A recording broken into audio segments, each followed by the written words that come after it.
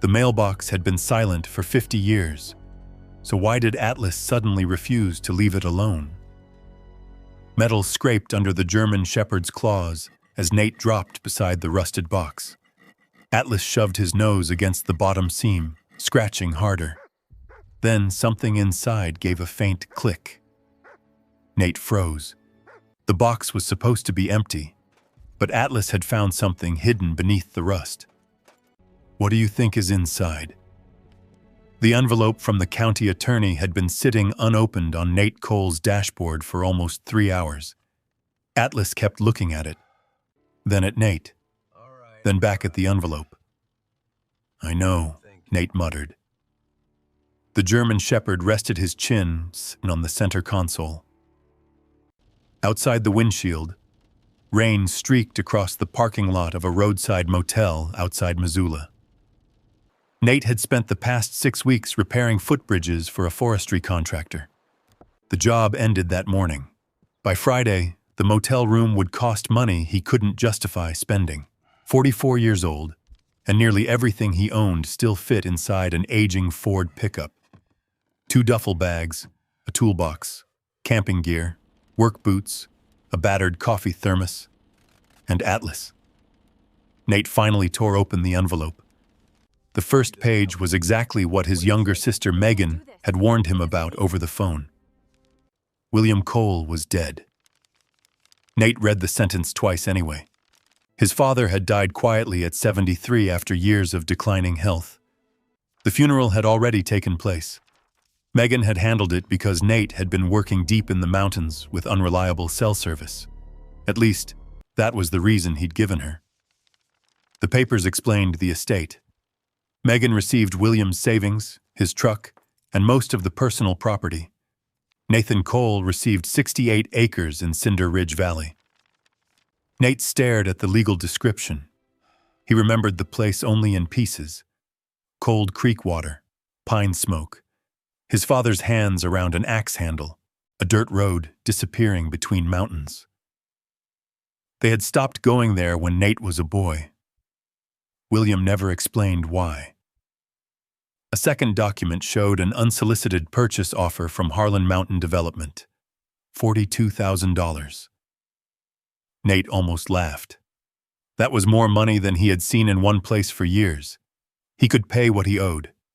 Replace the Ford before its transmission finally surrendered. Put down a deposit on a small apartment somewhere and stop measuring his life by temporary jobs and motel checkout dates. All he had to do was inspect the land and sign. His fingers tightened around the deed. Atlas rose. The sable shepherd was 6 years old, broad through the shoulders, with a dark mask and watchful amber-brown eyes. He stepped closer and pushed his muzzle beneath Nate's wrist. Nate looked down. His hand was shaking. "Knock it off!" Atlas pushed harder. Nate exhaled through his nose and scratched behind the dog's ear. "I'm fine." Atlas had heard that lie before. By noon, they were heading north. The mountains rose gradually around them, dark with lodgepole pine and Douglas fir. Clouds hung low enough to erase the highest ridges. Nate drove without music. Silence was easier. They stopped for fuel outside a logging town. Nate was tightening the gas cap when a loaded timber truck rolled across the far end of the station. A loose chain struck its steel trailer. Clang! Nate turned before he knew he'd moved. His left shoulder dropped. His weight shifted. His eyes found the concrete pump island, the store entrance, the road, the ditch beyond it. Clang! For half a second, the wet pavement wasn't pavement. Dust, heat. A narrow road in Afghanistan. Metal against metal somewhere ahead. Someone shouting. Then warm fur pressed against his leg. Nate blinked. Atlas stood against his knee. The logging truck continued down the highway. A man filling a minivan glanced at Nate, then quickly looked away. Nate flexed his fingers. "Come on!" Atlas climbed into the Ford, without being told. The road narrowed after Cinder Ridge. The town itself looked smaller than Nate remembered. An old mill sat abandoned beside the river. Several storefronts were boarded up. A diner still burned a red open sign beneath a faded awning. Nate didn't stop. Beyond town, pavement became gravel. Gravel became dirt. He lowered his window 3 inches. Cold air entered the cab. Atlas sniffed toward the opening. "You like that, huh?" The dog glanced at him. The window wasn't for Atlas. Nate hadn't driven long distances with the windows fully closed in years. He preferred hearing what was outside. Engines, tires, footsteps, anything approaching before it reached him. The habit had followed him home from Afghanistan, along with sleepless nights and the strange need to sit facing doors in restaurants. By late afternoon, the Ford reached a washed-out section of road. Nate stopped. According to the county map, the Cole property began less than half a mile ahead. He got out. The silence surprised him. No traffic, no power lines. Only Raven Fork Creek somewhere below and wind moving through pine needles. Atlas jumped down and immediately began working the air with his nose. Easy. Nate shouldered a small pack and started walking. The old logging road was barely a road anymore. Grass grew between 2 fading tire tracks. Young pines crowded the edges. In several places, Nate found rotting stumps large enough to show where logging crews had worked decades earlier. He automatically watched the ridgelines, then the ground, then the ridgelines again. Old habits. At a bend overlooking the creek, he stopped. Through the trees stood the remains of a cabin. Half the roof had collapsed. One wall leaned outward. "This is what 42 grand buys now?" Atlas trotted ahead. Nate checked the time. 4:51. Sunset would come fast behind the ridge. He had no intention of sleeping here. "Take photographs. Confirm access. Call the developer tomorrow." Done. He photographed the cabin and the creek, then walked the rough boundary marked on his map. Nothing looked valuable. Rock, timber, steep slopes. Beautiful, maybe. Useful was another question. Nate pictured William standing somewhere on this land decades earlier. The thought arrived without permission. His father had been a hard man to understand even before Nate enlisted. After Nate came home, their conversations became shorter. William asked questions Nate didn't want to answer. Nate gave answers that meant nothing. Eventually, William stopped asking. Nate stopped visiting. Years became easier to count than phone calls. A branch cracked uphill. Nate froze. Atlas did too. The shepherd's ears moved forward. Nate watched the timber. Nothing. A squirrel scrambled along a fallen trunk. Atlas relaxed first. Nate rubbed his jaw. "Great security work." Atlas ignored him. They turned toward the truck. They were perhaps 200 yards from the road when Atlas suddenly stopped. His nose lifted. "Atlas!" The shepherd stepped into the brush. "Leave it." Atlas continued. Nate followed with irritation growing in his chest. "Atlas." "Heel." The dog stopped this time, but he didn't return. He was staring at something beneath a pine. Nate pushed through wet branches. At first he saw only rust. Then the shape emerged. A mailbox. The pine had grown around the post so tightly that its trunk seemed to be swallowing it. Moss covered one side. The metal door sagged on a corroded hinge. Nate brushed away pine needles. Faded white paint appeared beneath his glove. Coal. Below it, smaller letters were barely visible. Route 11. Nate stared. He couldn't remember ever seeing the mailbox as a child. Maybe the road had once come farther up the valley. Maybe it belonged to his grandfather's time. It didn't matter. Nothing inside a 50-year-old mailbox was going to change what Nate had come here to do. "Come on!" He turned away. Atlas didn't move. Nate took 3 steps before realizing the dog wasn't behind him. Atlas! The shepherd lowered his head. He sniffed beneath the mailbox. Once. Twice. Then his posture changed. Not excitement. Concentration. Atlas pushed his nose against the underside and began scratching at the dirt around the post. Nate frowned. There's nothing there. Atlas scratched again. Nate walked back and grabbed his collar. Enough. The shepherd resisted. Not aggressively. He simply planted his front paws and stared at the mailbox. Nate knew that look.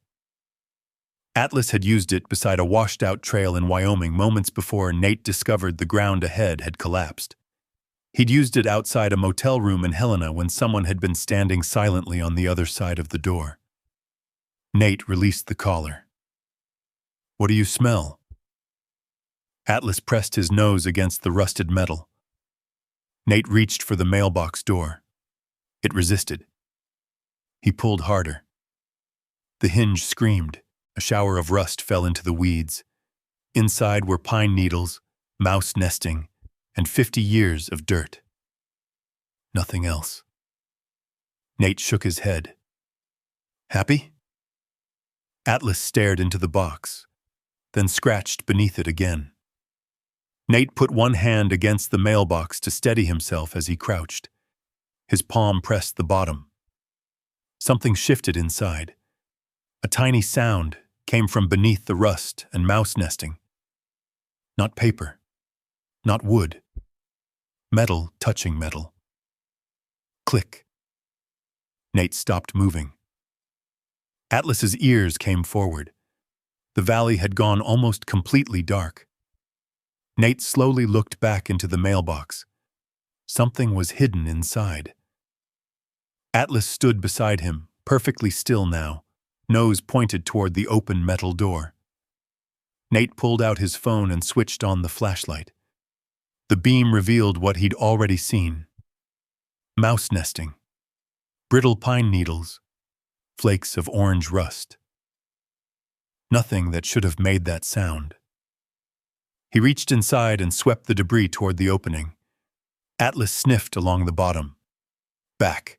The shepherd moved half a step, but his eyes remained fixed on Nate's hand. Nate pressed his knuckles against the mailbox floor. Solid.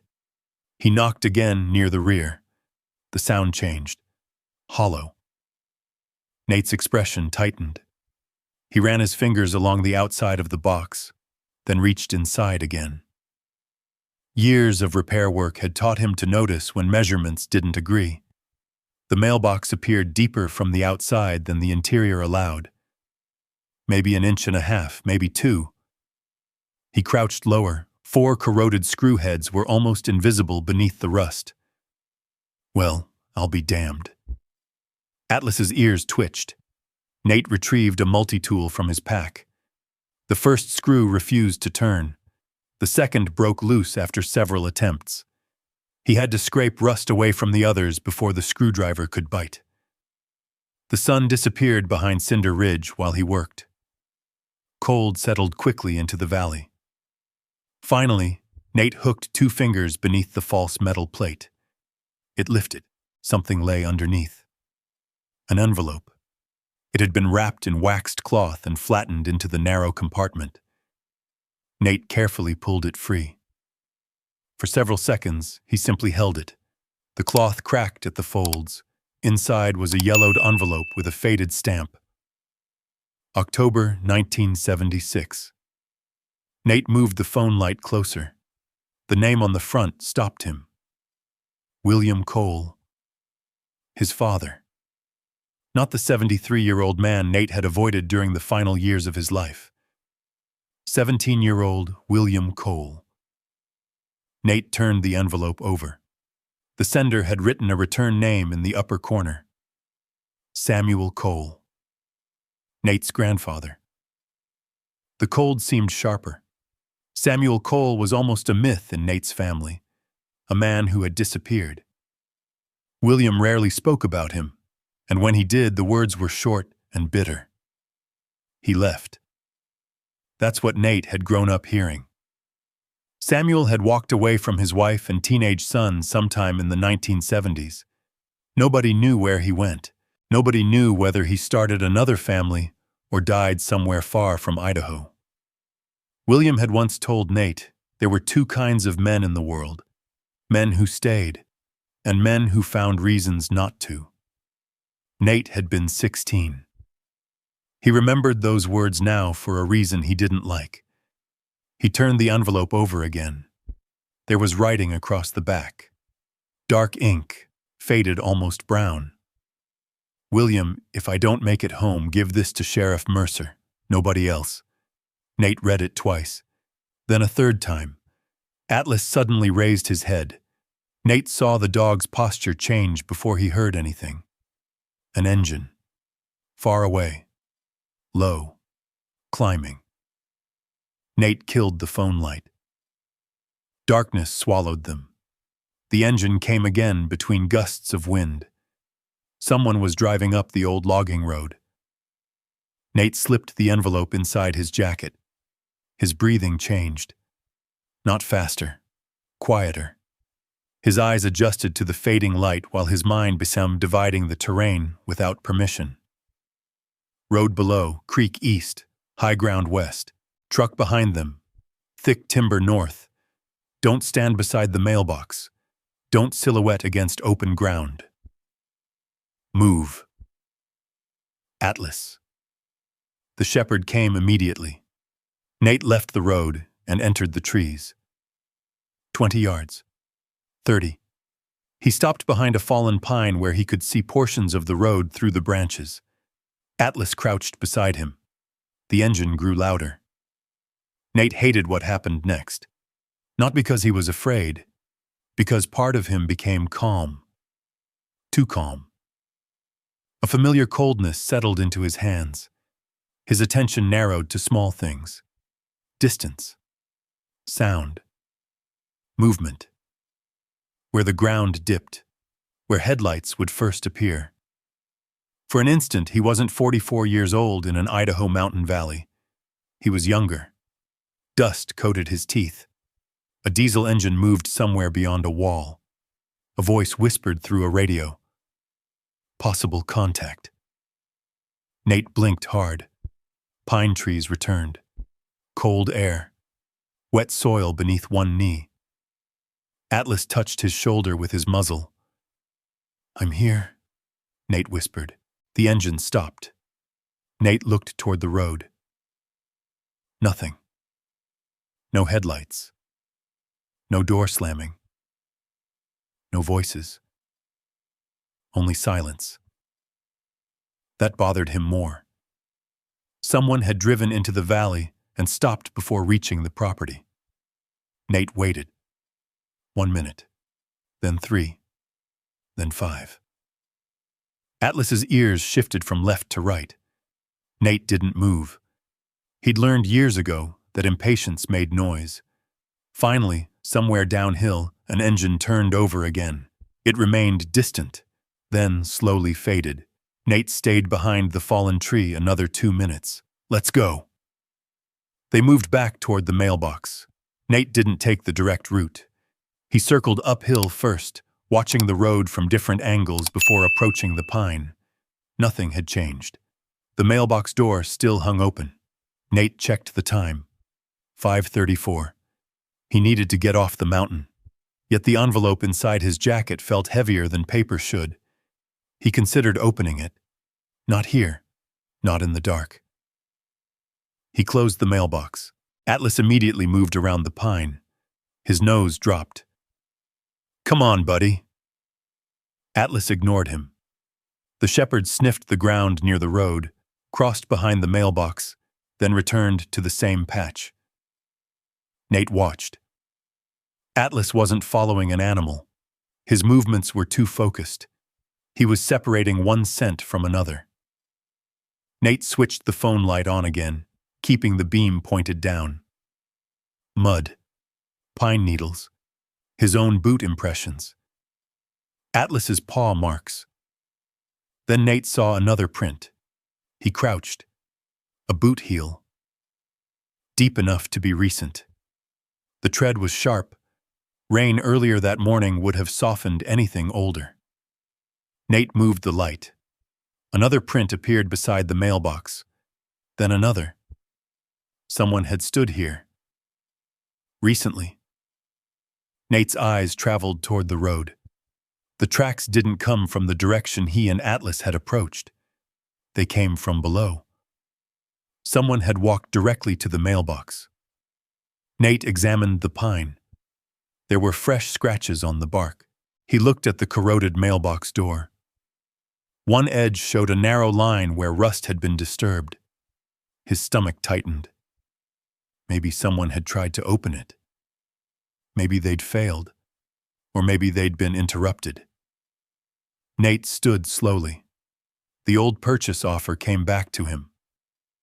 $42,000 for land that seemed to contain nothing but steep timber and a collapsed cabin. William's death. The mailbox. Samuel's letter. An engine on a road that supposedly went nowhere. Nate looked at Atlas. "You didn't bring me here because of the mailbox." Atlas stared toward the darkness below.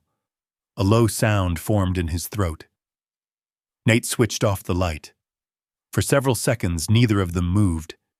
Then a tiny white glow appeared between the trees far down the slope. Gone. There again. Not headlights. A flashlight. Someone was still out there. Nate didn't investigate. Curiosity got people hurt when they didn't understand the ground or the situation. He took Atlas by the collar and moved uphill through the timber, using the trees to keep them hidden from the road. They reached the ford from the opposite side. Nate stopped 50 feet short. Atlas sniffed. No reaction. Nate studied the truck before approaching. Windows intact, doors closed. Nothing beneath it that hadn't been there earlier. He unlocked the passenger side first. Up. Atlas jumped in. Nate walked around, started the engine, and backed carefully until he could turn toward Cinder Ridge. He didn't relax when the property disappeared behind them. He checked the mirror repeatedly. No vehicle followed. Only after they reached pavement did he remove the envelope from his jacket. He placed it on the passenger seat beside Atlas.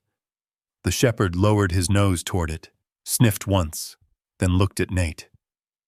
50 years. That letter had waited inside a mailbox on an abandoned road for half a century. William had never received it. Samuel had never come home, and somebody had recently walked through the mountains to a mailbox nobody was supposed to remember. Nate looked at the road ahead.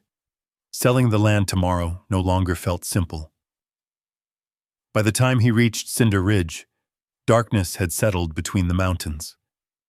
The town occupied a narrow shelf above Raven Fork, little more than 2 streets of weathered storefronts, an old brick courthouse, a gas station, and houses built when timber still paid good wages.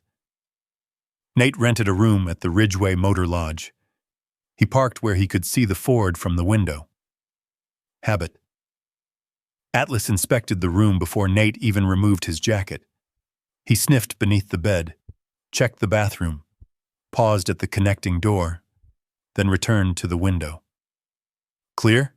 Nate asked. Atlas looked at him. "Good enough." Nate placed Samuel's envelope inside his duffel and pushed a chair beneath the door handle. He slept badly. At 1:43 a.m., tires hissed across wet pavement outside.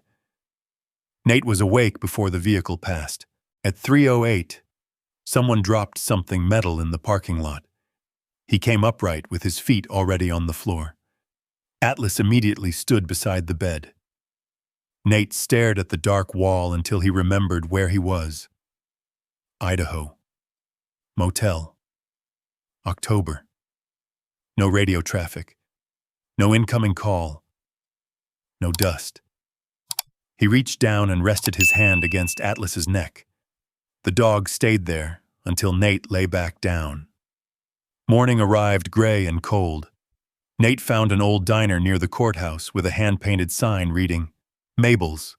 Atlas remained beside his table near the window, while Nate drank coffee and asked the waitress whether anyone in town remembered Route 11. She stopped pouring. Route 11? The old rural mail route toward Raven Fork. Her eyes shifted toward an elderly woman sitting alone 3 booths away. You need Helen. Helen Ward was 76 and looked as if retirement had failed to convince her to slow down. Silver hair was pinned beneath a knitted cap, and a faded postal service jacket hung over the back of her booth. When Nate introduced himself, her expression changed at the name Cole. William's boy? Nathan. She studied him. You've got his eyes. Nate heard that without reacting. Helen looked at Atlas. And who's this? Atlas. The shepherd sniffed her offered hand, then sat. Better manners than most people around here. For the first time that morning, Nate almost smiled. He slid into the opposite side of the booth. I found an old mailbox yesterday. Helen's smile disappeared. Where? Past the logging road, near the coal property. Her coffee cup stopped halfway to her mouth. Route 11. Nate nodded. Helen slowly put the cup down. I haven't heard anybody call it that in 40 years. You delivered there? Not me. Not at first. My uncle had the route. I filled in sometimes when I was young. What happened to it? Helen looked through the window toward the mountains. The Raven Fork fire. She described August of 1976. Weeks without rain. Lightning beyond the ridge. Wind pushing flames through lodgepole pine faster than crews could cut line. The fire itself hadn't destroyed every home in the valley, but it burned a wooden bridge over Raven Fork and damaged miles of access road. Several families left. Black Ridge Timber closed part of its operation. The county eventually abandoned the route. By winter, Helen said, there wasn't much left to deliver mail to. And the coal mailbox? Your grandmother moved away after Samuel disappeared. William left not long after. Nate leaned forward slightly. When did Samuel disappear? Helen's eyes returned to him. Same year. Nate said nothing. Your father never told you? He told me Samuel left. Helen's face tightened. That's not how I remember it. Nate felt Atlas shift beneath the table. What do you remember? Helen folded her hands. Samuel Cole was angry before he vanished. Angry enough that half the town knew about it. At who? Black Ridge Timber. The name meant nothing to Nate. Helen explained that Samuel had done seasonal road and survey support work in the valley. Not a licensed surveyor, but a man who knew property lines, drainage boundaries, and timber markers better than most. That summer, he'd started complaining about survey stakes being moved near Raven Fork. Then trees came down where he claimed they shouldn't. He went to the company, Helen said. They told him he was mistaken. Was he? Helen gave Nate a long look. Samuel could tell you where a boundary stone sat under 3 feet of snow. Nate thought of the hidden letter. Sheriff Mercer. Nobody else.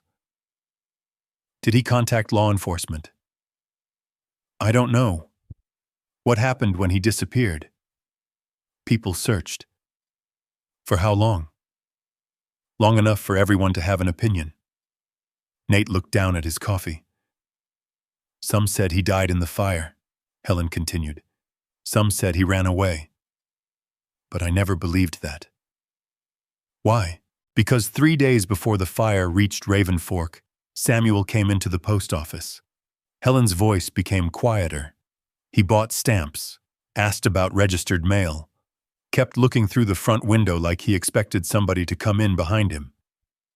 Nate felt something cold move through his chest. Did he send anything? I don't know. I was 19. Nobody told 19-year-olds anything. Did you ever see William afterward? Once. When? After Samuel vanished. Your father came asking whether anything had arrived for him. Nate stopped. Mail? Helen nodded. He was just a kid pretending not to be one. Nate pictured the envelope hidden beneath rust and mouse nesting. William had looked for it. It had been less than a mile from home. For 50 years. Nate pushed away from the booth. Thank you. Helen reached across and touched his sleeve. Mr. Cole. Nate looked back. Whatever you found up there, be careful about deciding what it means. Old stories get simpler every time somebody dies. Outside, wind pushed dry leaves along the sidewalk. Nate stood beside the Ford while Atlas sniffed near a planter. He needed records, property maps, anything mentioning Black Ridge timber. But first he needed to call Megan. He pulled out his phone. Nathan Cole? The voice came from behind him. Atlas moved instantly. No bark, no growl. The shepherd simply stepped between Nate and the approaching man. Nate turned. A tall man in his late 50s stood 10 feet away wearing a dark canvas jacket and expensive boots too clean for the muddy street. He raised both hands slightly. Easy. Who are you? Wade Harlan. Nate knew the name. Harlan Mountain Development. The company offering $42,000 for the land. Harlan smiled. I heard you made it into town. News travels fast. Small town, apparently. Harlan glanced at Atlas. Beautiful shepherd. Atlas didn't move. What do you want? Nate asked. Same thing my office wants. To make your life easier. My life's not your problem. No. But 68 acres of steep ground you don't need might become one. Nate watched him. Harlan reached into his jacket slowly and removed a folded document. I can improve our offer. Why? Market conditions. Changed overnight? A pause. Call it goodwill. How much goodwill? 125,000. The street seemed to grow quieter. Nate stared at him. Yesterday, the land had been worth 42,000. Today, it was worth almost 3 times that. Nate hadn't filed anything, hadn't repaired anything, hadn't even decided whether the cabin could be saved. The only thing that had changed was that he'd opened the mailbox. Atlas shifted his weight. Harlan noticed. You've got a good dog. I do. Then take the money. Find somewhere easier. Flat ground. Warmer winters. Nate's gaze hardened. You seem awfully interested in where I live. I'm interested in closing a deal. Harlan stepped back. Then his eyes dropped briefly. Not toward Nate's hands.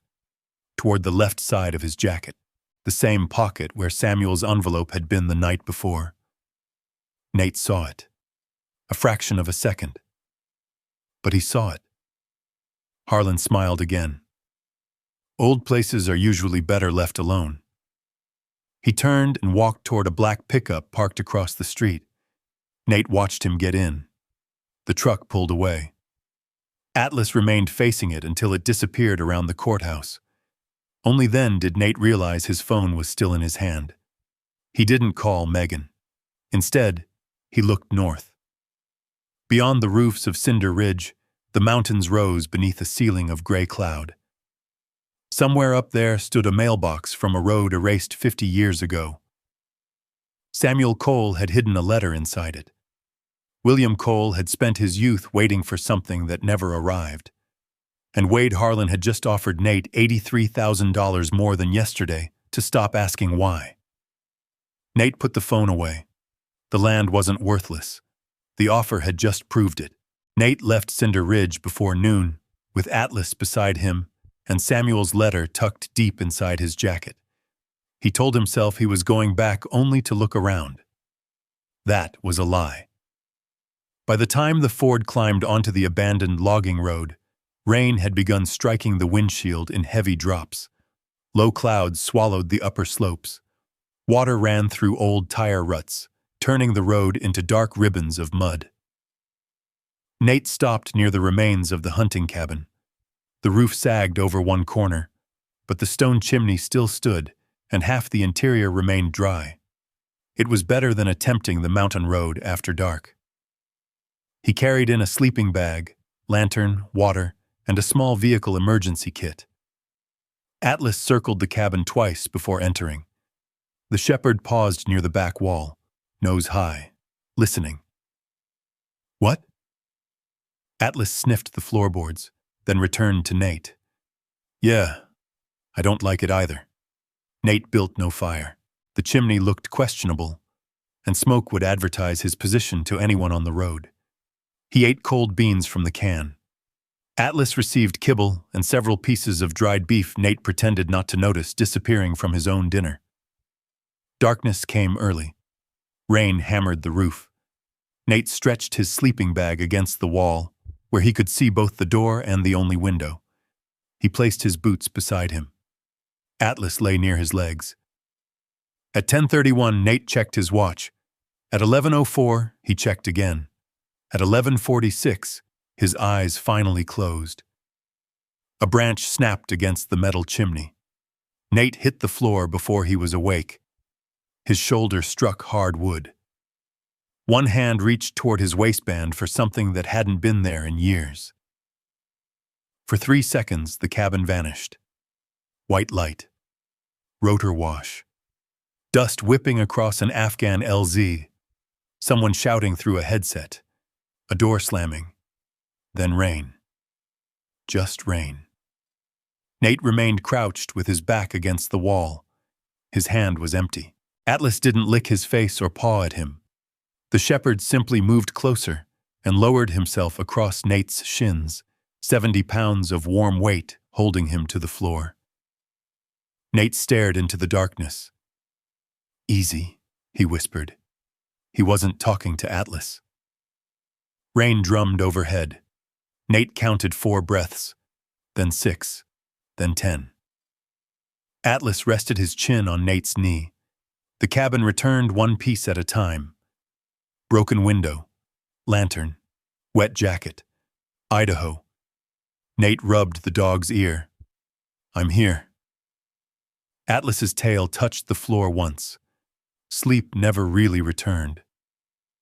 At 2:17 a.m., Nate turned on the lantern. Samuel's envelope lay on the floor beside him. He had avoided reading the letter itself since finding it. The warning on the envelope had been enough. "William, if I don't make it home, give this to Sheriff Mercer. Nobody else." Nate carefully unfolded the brittle paper. The handwriting was narrow and uneven, written by someone in a hurry. "William, if you're reading this, I wasn't able to come back and explain it myself." Nate stopped.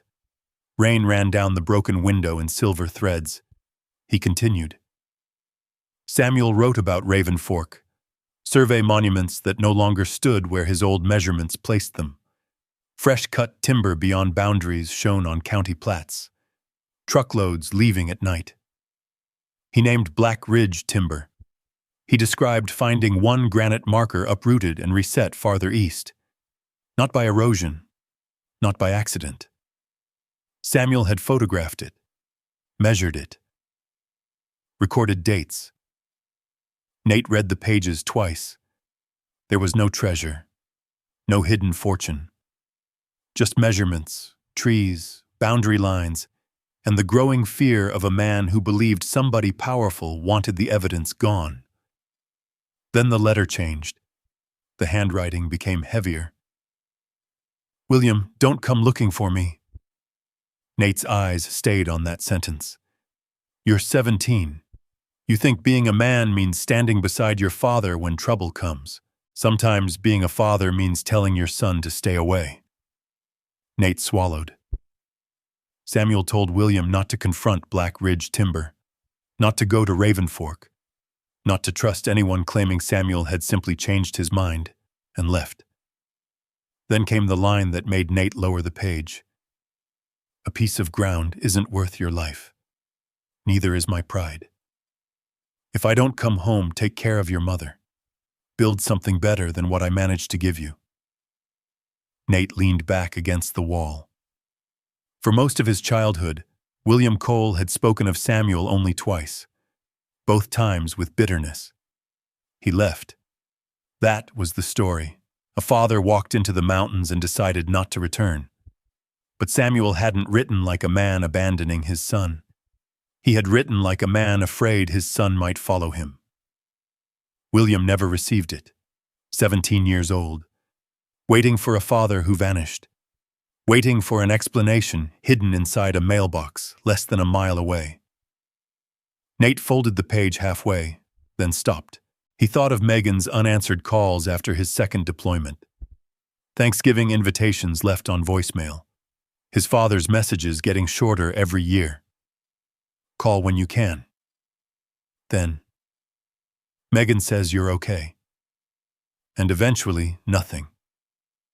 Nate had told himself distance was mercy. If nobody stood too close, nobody had to deal with the nights he woke swinging at shadows. Nobody had to watch him choose a chair facing the door. Nobody had to wonder why fireworks made him disappear into the garage until the neighborhood became quiet.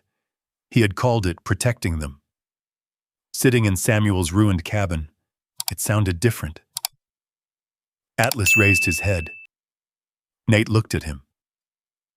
Maybe running has a lot of names. The dog blinked. Nate returned to the letter. Near the bottom, Samuel had written several lines about evidence he intended to bring to Sheriff Mercer. Then one sentence stood apart. The truth is still above Raven Fork, where the dead cedar points west. Nate read it again. Not poetry. Samuel didn't write like that. It was an instruction, a location, possibly where he'd hidden whatever photographs or measurements he couldn't risk carrying. Nate reached for his topographic map. Atlas stood. Nate froze. The shepherd's ears had rotated toward the door. His body became rigid. Nate lowered the map. Rain continued against the roof. Nothing else. Then Atlas moved toward the window. No barking. No growling. His nose lifted. Nate immediately turned the lantern down until the cabin went black. He waited. 5 seconds. 10. A faint scrape came from outside, near the ford. Nate slid Samuel's letter inside his jacket. Atlas stood beside him, every muscle tight beneath his coat. Another sound. Metal against metal. Not a branch. Not rain. Someone was moving around Nate's truck. Atlas stood beside him, ears forward, mouth closed. Nate touched 2 fingers to the shepherd's shoulder. Stay. The command was barely audible. He waited until another gust pushed rain through the pines, then eased toward the cabin door. He didn't step straight into the opening. Years ago, men had learned quickly that doorways made silhouettes, and some lessons remained in the body long after the uniform was packed away. Nate crouched beside the broken window instead. Through wet branches, he could just make out the ford. Then a pale beam appeared beneath it. A flashlight. The light vanished almost immediately. Someone had covered the lens with a hand. Nate's jaw tightened. A lost hiker would call out. A thief might use the light freely. Whoever was out there was trying not to be seen. Nate slipped outside through the rear opening where several boards had collapsed. Cold rain struck his face. He kept the cabin between himself and the truck, moving slowly enough to hear beyond his own footsteps. Atlas followed despite the command. Nate looked back. The dog stopped. For 1 second, they stared at each other. Close, Nate whispered. Atlas moved against his left leg. They reached the corner. Nate listened. Water. Wind. A boot scraping stone. 30 yards away. He saw movement near the passenger side of the Ford. "Hey!" The figure spun. The flashlight flashed white across Nate's eyes. His body reacted instantly. Nate dropped behind a stump before his mind caught up. For half a heartbeat, the mountain became somewhere else. A white beam cutting through dust. A shout. Contact left. His hand pressed into wet earth. Atlas's shoulder struck his arm. Cinder Ridge returned. The stranger ran. Branches snapped downhill. Atlas surged forward. "Atlas!" The shepherd stopped after several strides and looked back. Nate could have chased. The old part of him wanted to. Close distance. Maintain contact. Don't let an unknown threat disappear. But this wasn't an AO he knew. It was midnight on a rain-soaked mountain full of cliffs, deadfall, abandoned logging cuts, and 50 years of neglected ground. Track. Atlas lowered his nose. They followed more slowly. The scent trail crossed behind the cabin and entered thick timber above Raven Fork. Nate kept several yards behind Atlas, scanning ahead instead of staring at the dog's back. The stranger had the advantage of knowing where he was going. That bothered Nate more than the intrusion itself. The ground steepened. Atlas moved through wet brush, then abruptly stopped. Nate nearly walked into him. "Go." Atlas refused. His body turned sideways across the narrow trail. Nate noticed the shepherd wasn't looking ahead. He was looking down. Nate crouched. What appeared to be solid brush concealed empty space. He pulled a dead branch from the ground and pushed it forward. The vegetation collapsed. Mud, roots, and rotted timber dropped into darkness.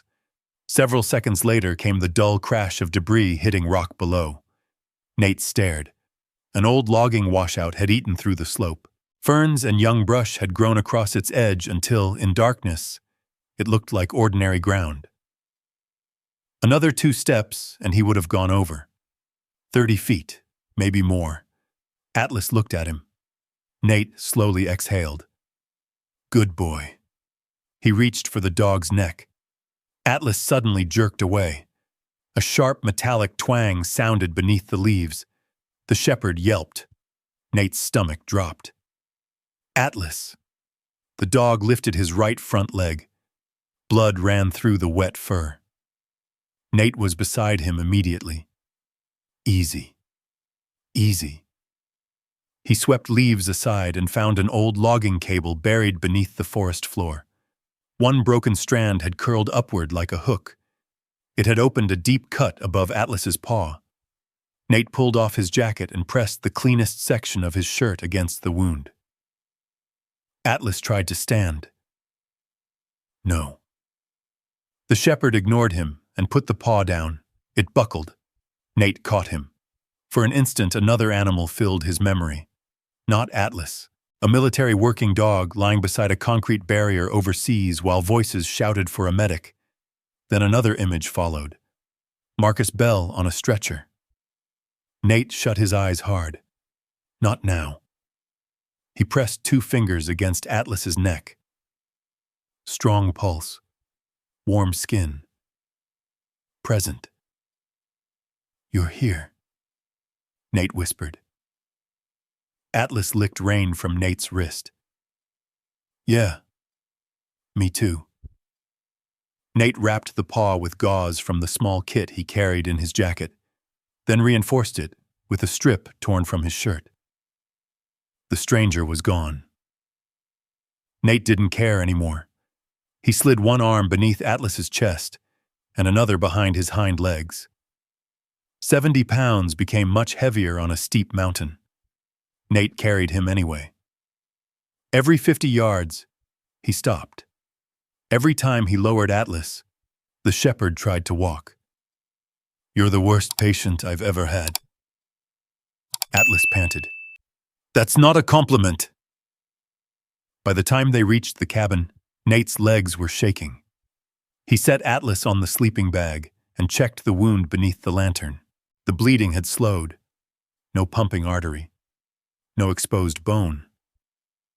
but the cut needed proper cleaning and probably stitches or staples. They would leave at first light. Nate sat beside him through the remaining hours. Whenever Atlas stirred, Nate's hand moved to the dog's ribs. Whenever Nate drifted toward sleep, he woke with his fingers still buried in the shepherd's damp fur. Gray morning finally entered through the broken window. The rain had stopped. Nate stood stiffly. "Let's get you to a vet." Atlas rose on 3 legs. Outside, mist hung between the trees. Nate approached the ford. Something felt wrong. He stopped 10 feet away. Passenger door. Not fully closed. He hadn't left it that way. Nate's expression hardened. He moved around the truck before touching anything. No one beneath it. No movement in the timber. He opened the passenger door. The glove box hung down. Maps covered the floor. His center console had been emptied onto the seat. Someone had searched everything. Nate checked his cash. Still there. Emergency money. Still there. Tools. Still there. A watch in the console. Still there. Not robbery. His hand went automatically to the inside pocket of his jacket. Empty. Nate froze. He checked again. Then his other pockets. The letter. Samuel's letter had been there when he stepped outside. He remembered slipping it inside his jacket. Then Atlas was hurt. He had removed the jacket beside the washout to press cloth against the wound. Later, he'd carried Atlas back through the rain. The jacket had ended up beside the sleeping bag. Nate turned toward the cabin. He searched the floor. Sleeping bag. Emergency kit. Under the boards. Nothing. Someone had come back while Nate was tending Atlas, or entered the cabin during those exhausted minutes when Nate had carried equipment to the truck. Nate stood perfectly still. The stranger hadn't taken money, hadn't taken tools, hadn't even taken the truck. He had taken one 50-year-old piece of paper. Atlas limped from the cabin doorway. Nate immediately crossed to him. "No. Stay off it." He crouched and steadied the shepherd. Atlas looked toward the forest where the stranger had disappeared. Nate followed his gaze. Samuel's warning was gone. The clue about Raven Fork was gone. But Nate had read every line, and one sentence remained exactly where no intruder could reach it, in his memory. The truth is still above Raven Fork, where the dead cedar points west. Nate lifted Atlas carefully into the truck. Until now, he had wondered whether Wade Harlan's offer meant someone wanted the land. This was different. Someone wanted the past buried with it. Nate drove out of the mountains with Atlas stretched across the back seat on a folded blanket. Every few miles he checked the mirror, not for another vehicle, for the dog. Atlas normally watched everything, passing trucks, cattle behind fences, ravens lifting from roadkill. Now his head rested between his paws. The white bandage around his front leg had turned pink near the center. "Stay with me, buddy." One ear moved. That was enough. The nearest veterinary clinic was 40 miles south, in a farming town where grain silos rose above the highway. Dr. Laura Bennett cleaned the wound, checked for tendon damage, and closed the deepest section with staples. "No running," she said. Atlas stared at her. "No climbing." His ears shifted, and absolutely no chasing anything through the woods. Nate looked at him. "You hear that?" Atlas looked away. Dr. Bennett almost smiled. "Keep the bandage dry. Short walks only. If he stops eating, develops swelling, or won't put weight on it, bring him back." Nate paid with part of the money he'd been saving for winter. He didn't hesitate. By afternoon, they were back at the motel. For once, Nate did not return immediately to the mountain. He spread everything he had across the small table. The property deed, a county road map, an old forestry map Helen had helped him obtain, a photocopy showing the former Route 11. He wrote Samuel's sentence from memory on the back of a motel receipt. The truth is still above Raven Fork, where the dead cedar points west. Then he studied the terrain. Above could mean upstream, or elevation. The second made more sense. Samuel had worked around survey crews. He would think in landmarks. Nate traced Raven Fork with his finger. The creek curved beneath a ridge where an old fire line once connected to a forestry access trail. A small square appeared near the upper contour. Forestry Shelter 4. Nate leaned closer. The shelter was less than 2 miles from the coal boundary. He looked at Atlas. The shepherd was awake now, watching him. No. Atlas stood. Doctor said rest. Atlas limped toward the door. Nate sighed. You've never respected rank. The next morning, Nate returned to Cinder Ridge with a different plan. No wandering. No blind tracking. No following clues simply because they sounded mysterious. He left the ford on stable ground and studied the slope before moving. Atlas wore a protective boot over his bandage and remained on a short lead. The shepherd hated both arrangements. Complained to medical. They followed the old fire line trail. Years of wind and snow had nearly erased it. Young pines grew through the center. Fallen trunks forced them around sections where the original path disappeared completely. Nate moved slowly. At every rise, his eyes went first to high ground, then open areas, then possible routes back. He hadn't planned movement like this in years, yet his body remembered. Never let terrain decide your escape after trouble starts. At one creek crossing, Nate stopped. Mud covered the bank. There were tracks, boots, recent. Atlas sniffed them, his tail lowered. Same scent? Nate didn't expect an answer. Atlas pulled once toward the slope. That was answer enough. Someone else had come this way. Nate considered turning back. Instead, he photographed the prints and sent the image and his location to Rebecca Sloan, the county land attorney Helen had recommended. If I don't check in by 4, call me, Rebecca replied less than a minute later. That's not how attorneys like to start their mornings. Nate typed, mine either. He continued. The trail climbed above Raven Fork until the creek became a silver ribbon below.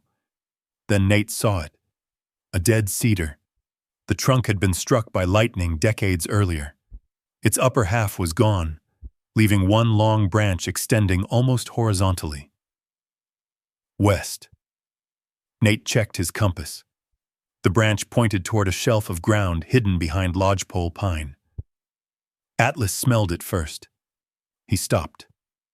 Nose high. Then he pulled toward the trees. Slow. They entered the timber. 50 yards in, the shepherd's behavior changed. His nose dropped. He sniffed one tree, then another. Human scent. Nate noticed broken fern stems, a boot scrape on stone. Fresh. He shortened the leash. The forest opened. A small structure sagged against the hillside. Forestry Shelter 4, or what remained of it. The roof had collapsed beneath snow years ago. One wall leaned outward. Rusted cans and shattered glass covered the ground. Nate circled before entering. Atlas stopped near the rear wall and sniffed hard at a pile of rotted boards. Nate moved them carefully. Beneath was a steel box, about 18 inches long, heavy, government green beneath the rust. The lid bore faded lettering. USFS Survey. Nate's pulse quickened. Samuel's clue had led somewhere real. He crouched. The padlock was still attached, but it hadn't been opened with a key. One side had been cut. Recently. Bright metal showed beneath the rust. Nate lifted the lid. Empty. For several seconds, he simply stared inside. Nothing. No maps. No photographs. No field notes. Someone had beaten him here. Maybe last night. Maybe days earlier. Atlas sniffed the box, then turned toward the trees. Nate listened. No engines. No footsteps. Only Raven Fork far below. Hope drained out of him. Samuel had hidden something here. Someone else had found it. Nate ran a finger along the inside edge. Dust had been disturbed. A rectangular clean patch showed where papers or another container had rested for years. He photographed everything. Then Atlas pushed his nose against the rear hinge. Leave it. The shepherd did it again. Nate looked closer. Something black protruded from beneath a plate of rust. He took out a multi-tool and gently worked it free. A strip of photographic negative, less than 3 inches long. He held it toward the cloudy sky. 2 human figures appeared in reverse. Men. A survey monument stood between them. One wore a work jacket with a circular company patch. Nate could barely make out the letters. Black Ridge Timber. His breathing slowed. The other man was older, broad-shouldered, standing beside the displaced marker. Nate needed a better look. Back in town, a small print shop scanned the negative and enlarged the frame. The image emerged line by line from the printer. Trees, mud, survey equipment, 2 men. The Black Ridge Timber logo became clear. So did the second man's face. The print shop owner glanced at the photograph. Well, I'll be. Nate looked at him. You know him? The man pointed. That's Curtis Harlan. Nate didn't move. Harlan. Wade's father. Ran timber crews all over this valley back then. Nate stared at the photograph. Wade hadn't simply bought neighboring land decades later. His family had been standing beside those survey markers in 1976. Nate thought of the fresh boot prints, the cut lock, Samuel's stolen letter. Then Wade Harlan's words outside the diner. Old places are usually better left alone. Atlas leaned carefully against Nate's leg, protecting his injured paw. Nate rested one hand on the shepherd's head. For 50 years, the story had been about Samuel Cole disappearing. Now Nate understood there had always been another story beneath it. Someone had changed the mountain, and the Harlan family had been there when it happened. The next morning, Nate carried the enlarged photograph into Rebecca Sloan's office beside the county courthouse. Rebecca was in her early 50s, with reading glasses hanging from a cord and 3 stacks of land records already covering her desk. She had spent most of her career dealing with easements, timber rights, inheritance disputes, and boundaries drawn before anyone imagined satellite maps. She studied the photograph without speaking. Then she looked at Nate. Where did you get this? Forestry shelter above Raven Fork. You went up there alone? Atlas was with me. Rebecca glanced toward the shepherd lying beside Nate's chair, his injured paw stretched carefully forward. That's not what I meant. I know. She sighed and returned to the photograph. Nate told her everything except the parts that didn't matter. The hidden letter, Samuel's warning, the dead cedar, the broken survey box, the stolen envelope, the fresh tracks. Rebecca's expression changed when he described the cut lock. Do you have the original negative? Nate placed it in a plastic sleeve on her desk. I made copies. Good. So did I. That made her look up. Of what? Everything. Nate had photographed the negative, the survey box, the broken lock, the boot prints, the shelter, and the location where Atlas had found the scent trail. Copies were stored on his phone, a flash drive in the motel office safe, and in an email he'd sent to Megan without explanation. Rebecca nodded once. Maybe you do listen occasionally. Don't spread it around. For the next 2 hours, they compared records. The first map showed the Cole property as it existed in 1974. The second was a county plat recorded after the Raven Fork fire. Rebecca placed transparent tracing paper over both. At first, Nate saw nothing. Then she aligned the creek, the roads, the ridge. One boundary shifted. Not much on paper. Enough on the ground. Here, Rebecca said.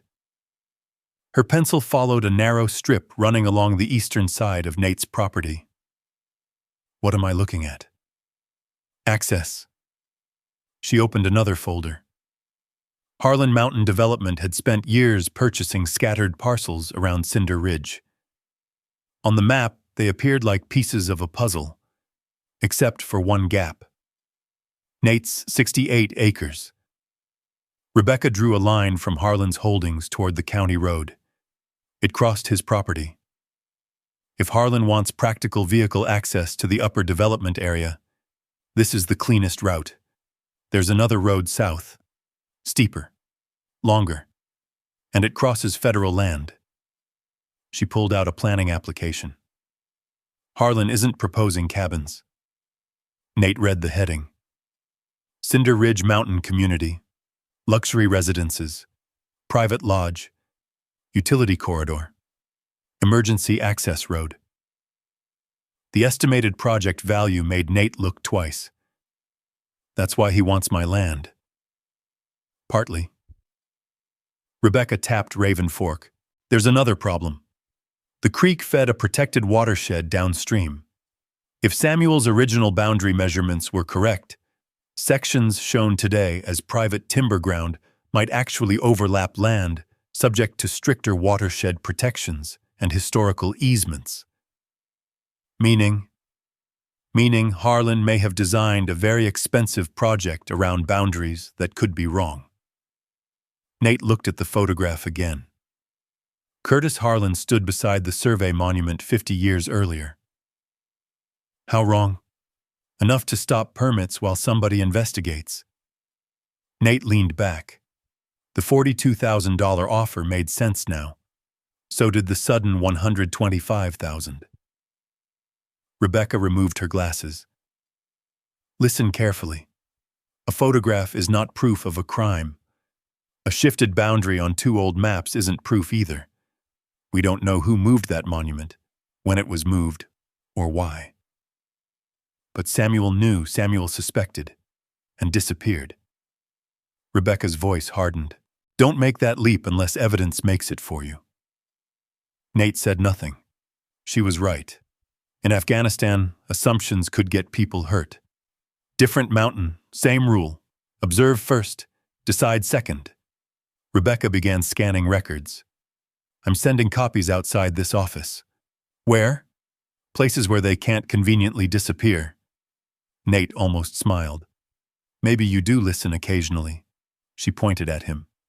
Go take care of your dog.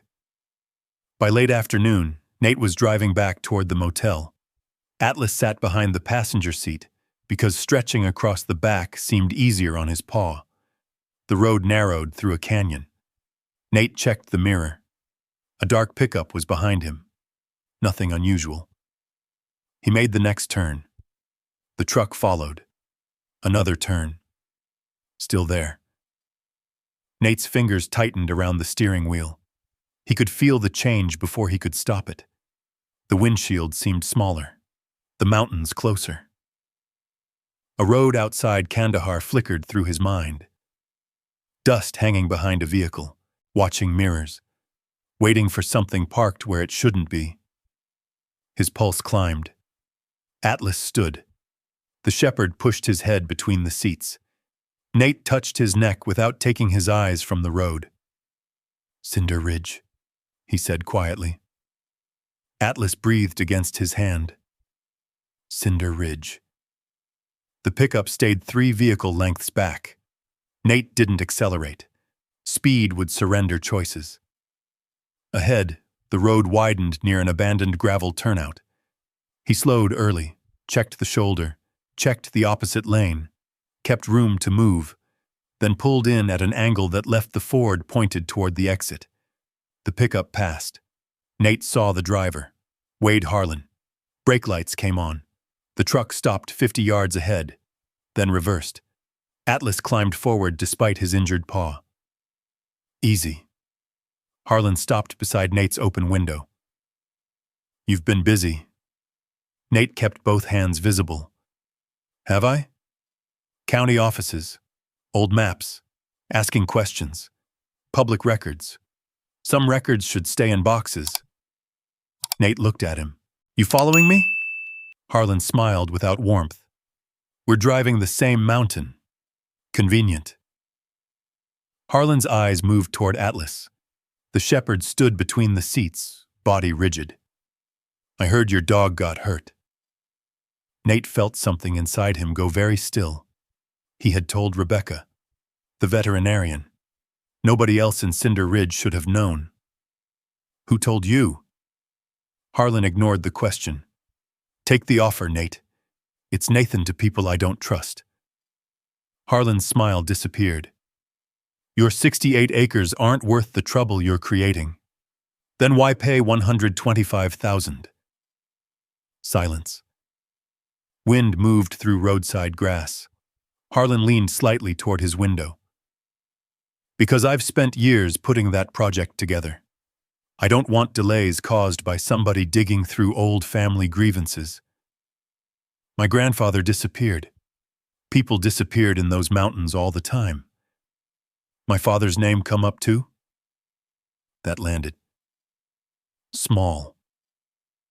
But Nate saw it. A tightening beside Harlan's mouth. Then Harlan said something Nate hadn't expected.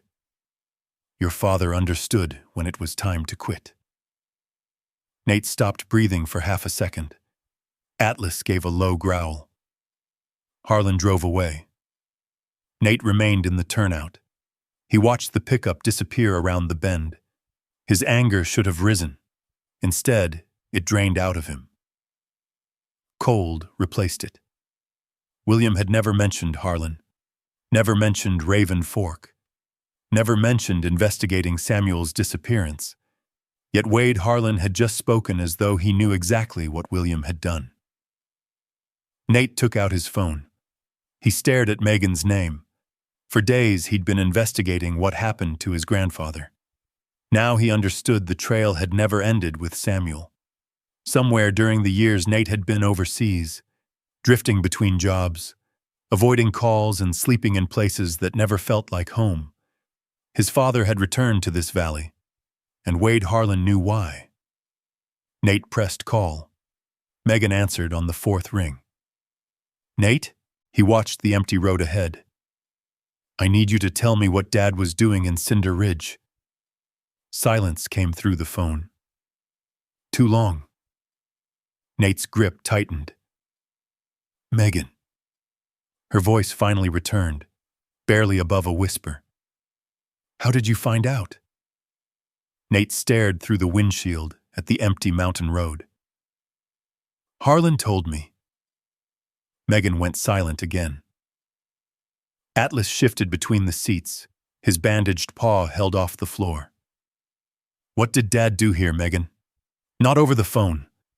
Nate's jaw tightened. I've had enough of that, I know. No, you don't. His voice came out sharper than he intended. Atlas's ears almost moved toward him. Nate loosened his grip on the phone. Megan spoke carefully. Come to my house, I'll show you. 2 hours later, Nate pulled into Megan's driveway outside Missoula. The porch light was already on. She opened the door before he reached it. Megan was 39, 5 years younger than Nate, but that evening she looked older. She saw Atlas limping and immediately crouched. What happened? Logging cable. That wasn't the whole story, but Nate wasn't ready for another one. Inside, the house smelled of coffee and cedar. Family photographs covered one wall. Nate avoided looking at them. Megan disappeared down the hallway. She returned carrying a gray metal box. Nate recognized it. Their father had kept tax papers in that box when they were children. William used to store it on the highest shelf in his bedroom closet. Megan set it on the kitchen table. He gave me this 6 months before he died. Nate didn't sit. You knew he was investigating Cinder Ridge? I knew he was going there. For how long? Years. Nate looked away. The refrigerator clicked off.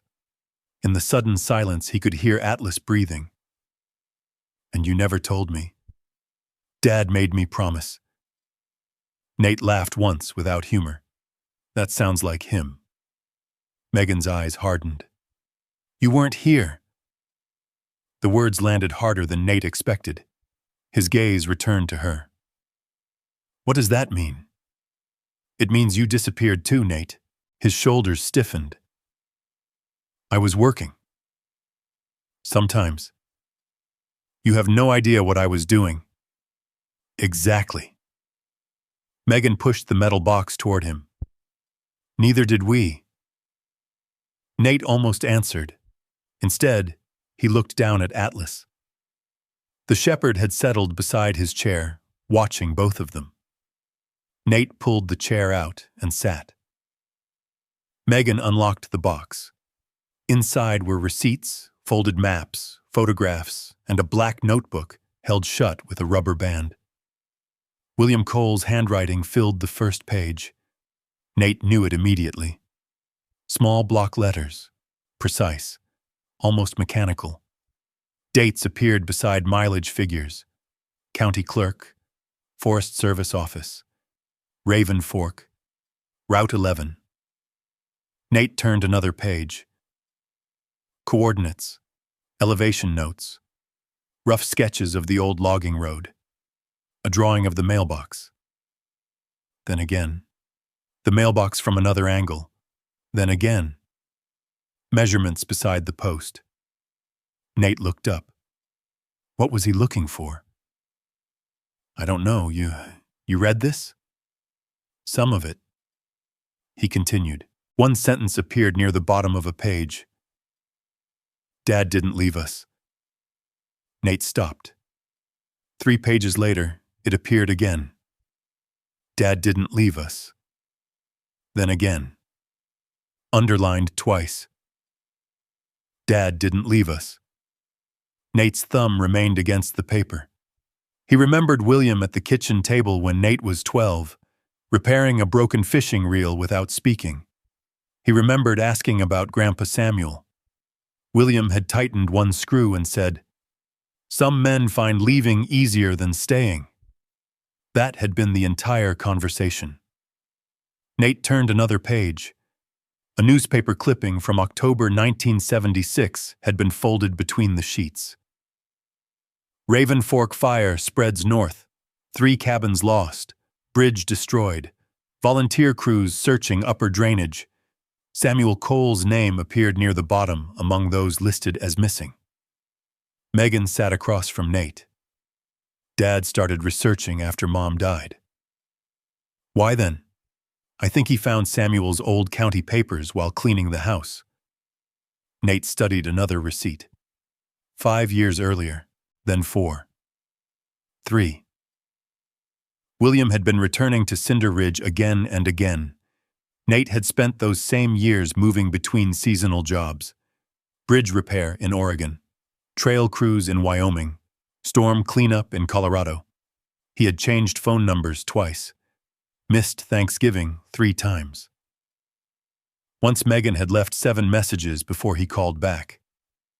He remembered staring at the phone each time it rang, wanting to answer, not answering. After Afghanistan, conversations had become difficult in ways he couldn't explain. People asked how he was doing and expected an answer that fit inside a sentence. Some nights he didn't sleep until sunrise. Some nights a motorcycle backfired outside a motel, and he was already on the floor before he knew he'd moved. William had called once during one of those nights. Nate had watched his father's name glow on the screen until it stopped. He never called back. Now William's handwriting sat beneath his hands. Dad didn't leave us. Nate swallowed. What did he find? Megan reached into the box. This. She handed him another clipping. It described the Raven Fork fire investigation. Samuel had last been seen driving toward the upper valley. His truck was later found near a burned section of access road. No remains were recovered. No evidence of foul play was established. Nate read it twice. That's not proof, Dad knew that. So why write this? Megan opened the notebook near the back. William had copied a statement from an old deputy's report. Samuel Cole had contacted the sheriff's office 2 days before the fire about suspected timber theft and altered survey markers. Nate felt his stomach tighten. Samuel's letter. Black Ridge Timber. The survey box. The photograph. All of it connected. Did Dad find Samuel's letter? Megan shook her head. He knew something had been mailed or hidden. He never knew where. The mailbox. I think he suspected it. Then why didn't he open it? He tried. Nate looked at her. Megan pointed to a sketch. William had measured the post. The box. The ground beneath it. Again and again. But his notes showed no false floor. No envelope. He had been inches from Samuel's message and never found it. Nate pictured his father standing beside that rusted mailbox in rain or snow, an aging man trying to solve the disappearance that had shaped his entire life. The anger Nate had carried toward William did not vanish. It changed shape. That was worse, because William had still been distant, still harsh, still capable of making a room feel colder without raising his voice. Understanding a wound did not erase what the wound had done to other people. Nate closed the notebook. Why leave this for you? Megan's eyes filled, but she didn't look away. He didn't. She reached beneath the papers. He left it for you. Nate froze. He told me not to give it to you unless you came back to Cinder Ridge on your own. Why? I asked him. Megan wiped her cheek. He said if he dragged you home, you'd spend the rest of your life trying to escape again. Nate pushed away from the table. The chair scraped loudly across the floor. His whole body reacted to the sound. Shoulders up, hand moving, eyes finding the doorway. Then stillness.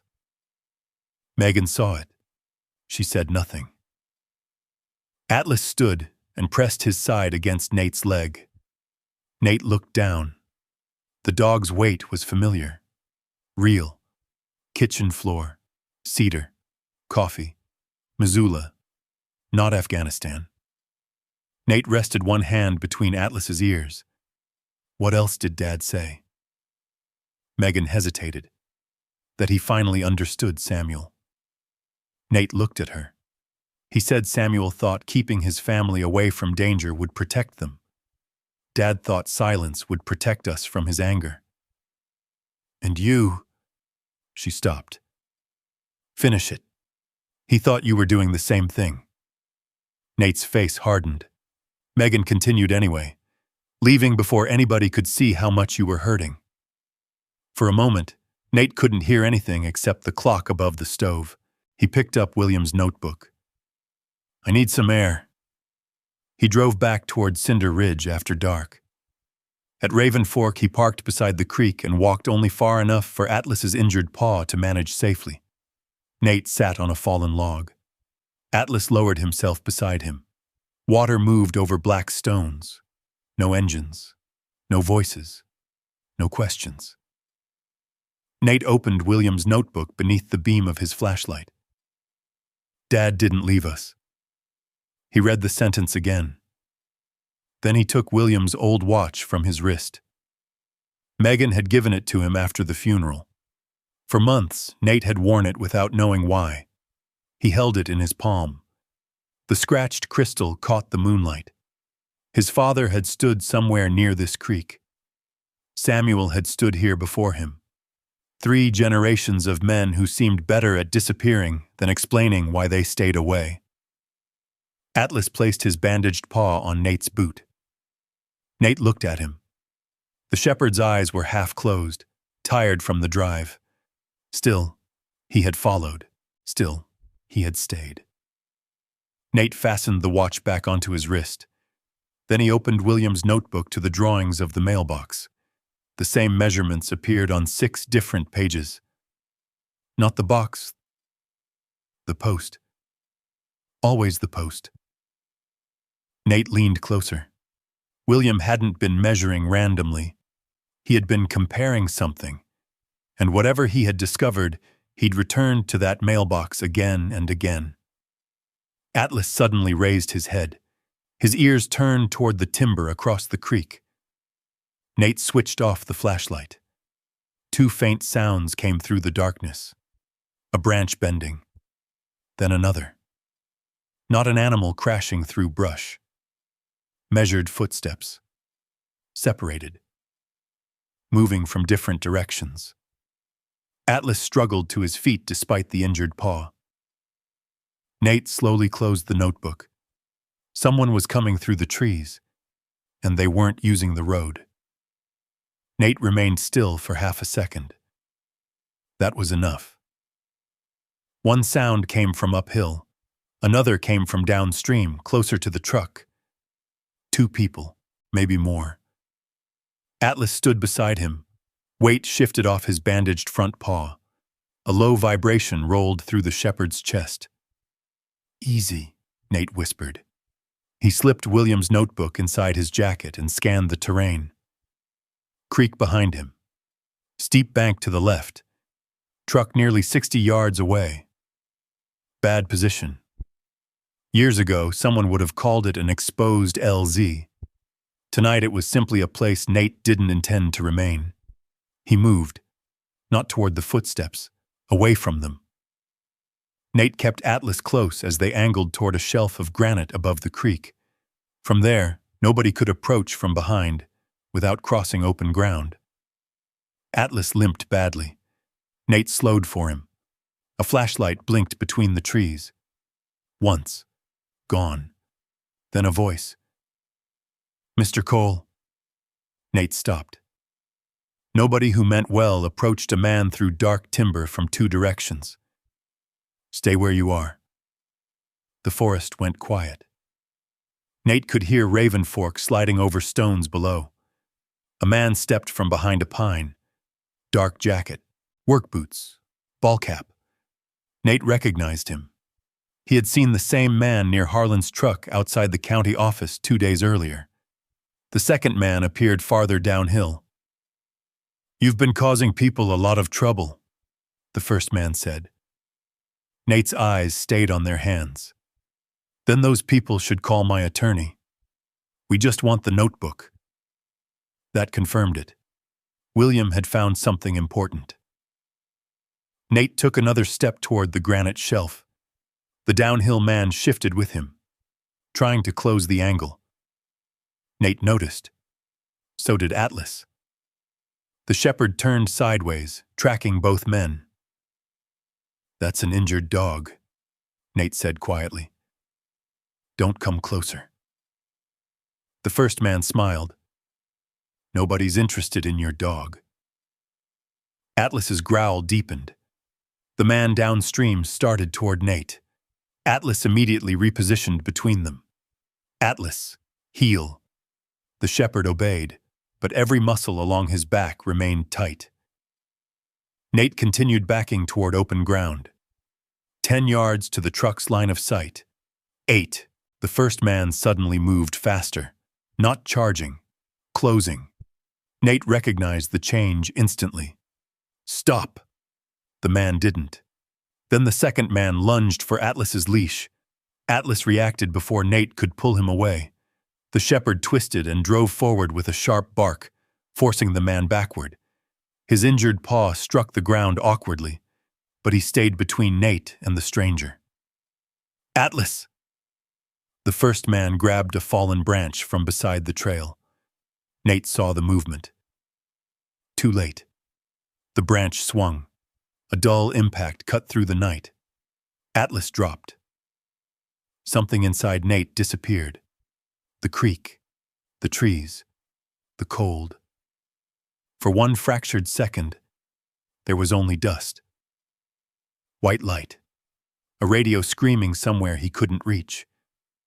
Marcus Bell lying beside a broken wall outside Kandahar, while Nate's hands pressed against a wound and somebody shouted that they had to move.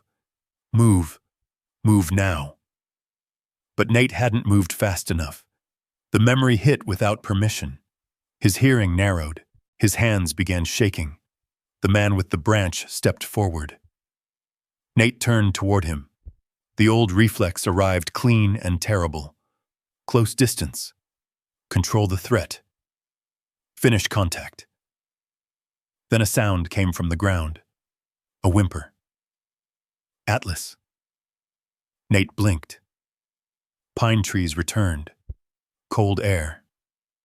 Raven Fork. Not Afghanistan. Atlas tried to lift his head. That ended the fight Nate had almost chosen. He dropped beside the dog. Atlas.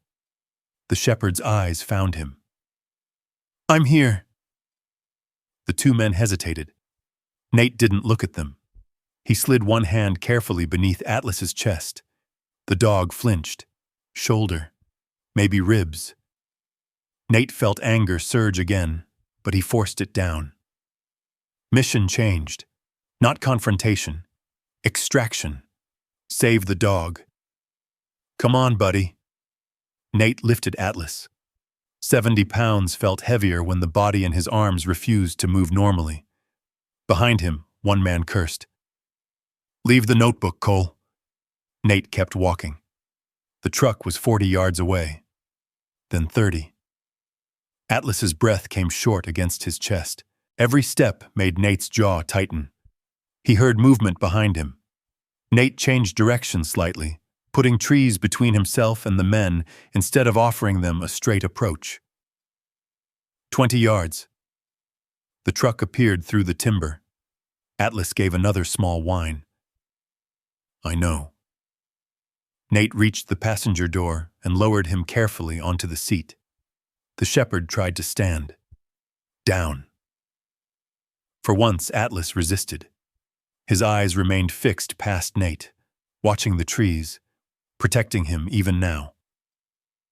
Nate shut the door. A vehicle engine started somewhere uphill.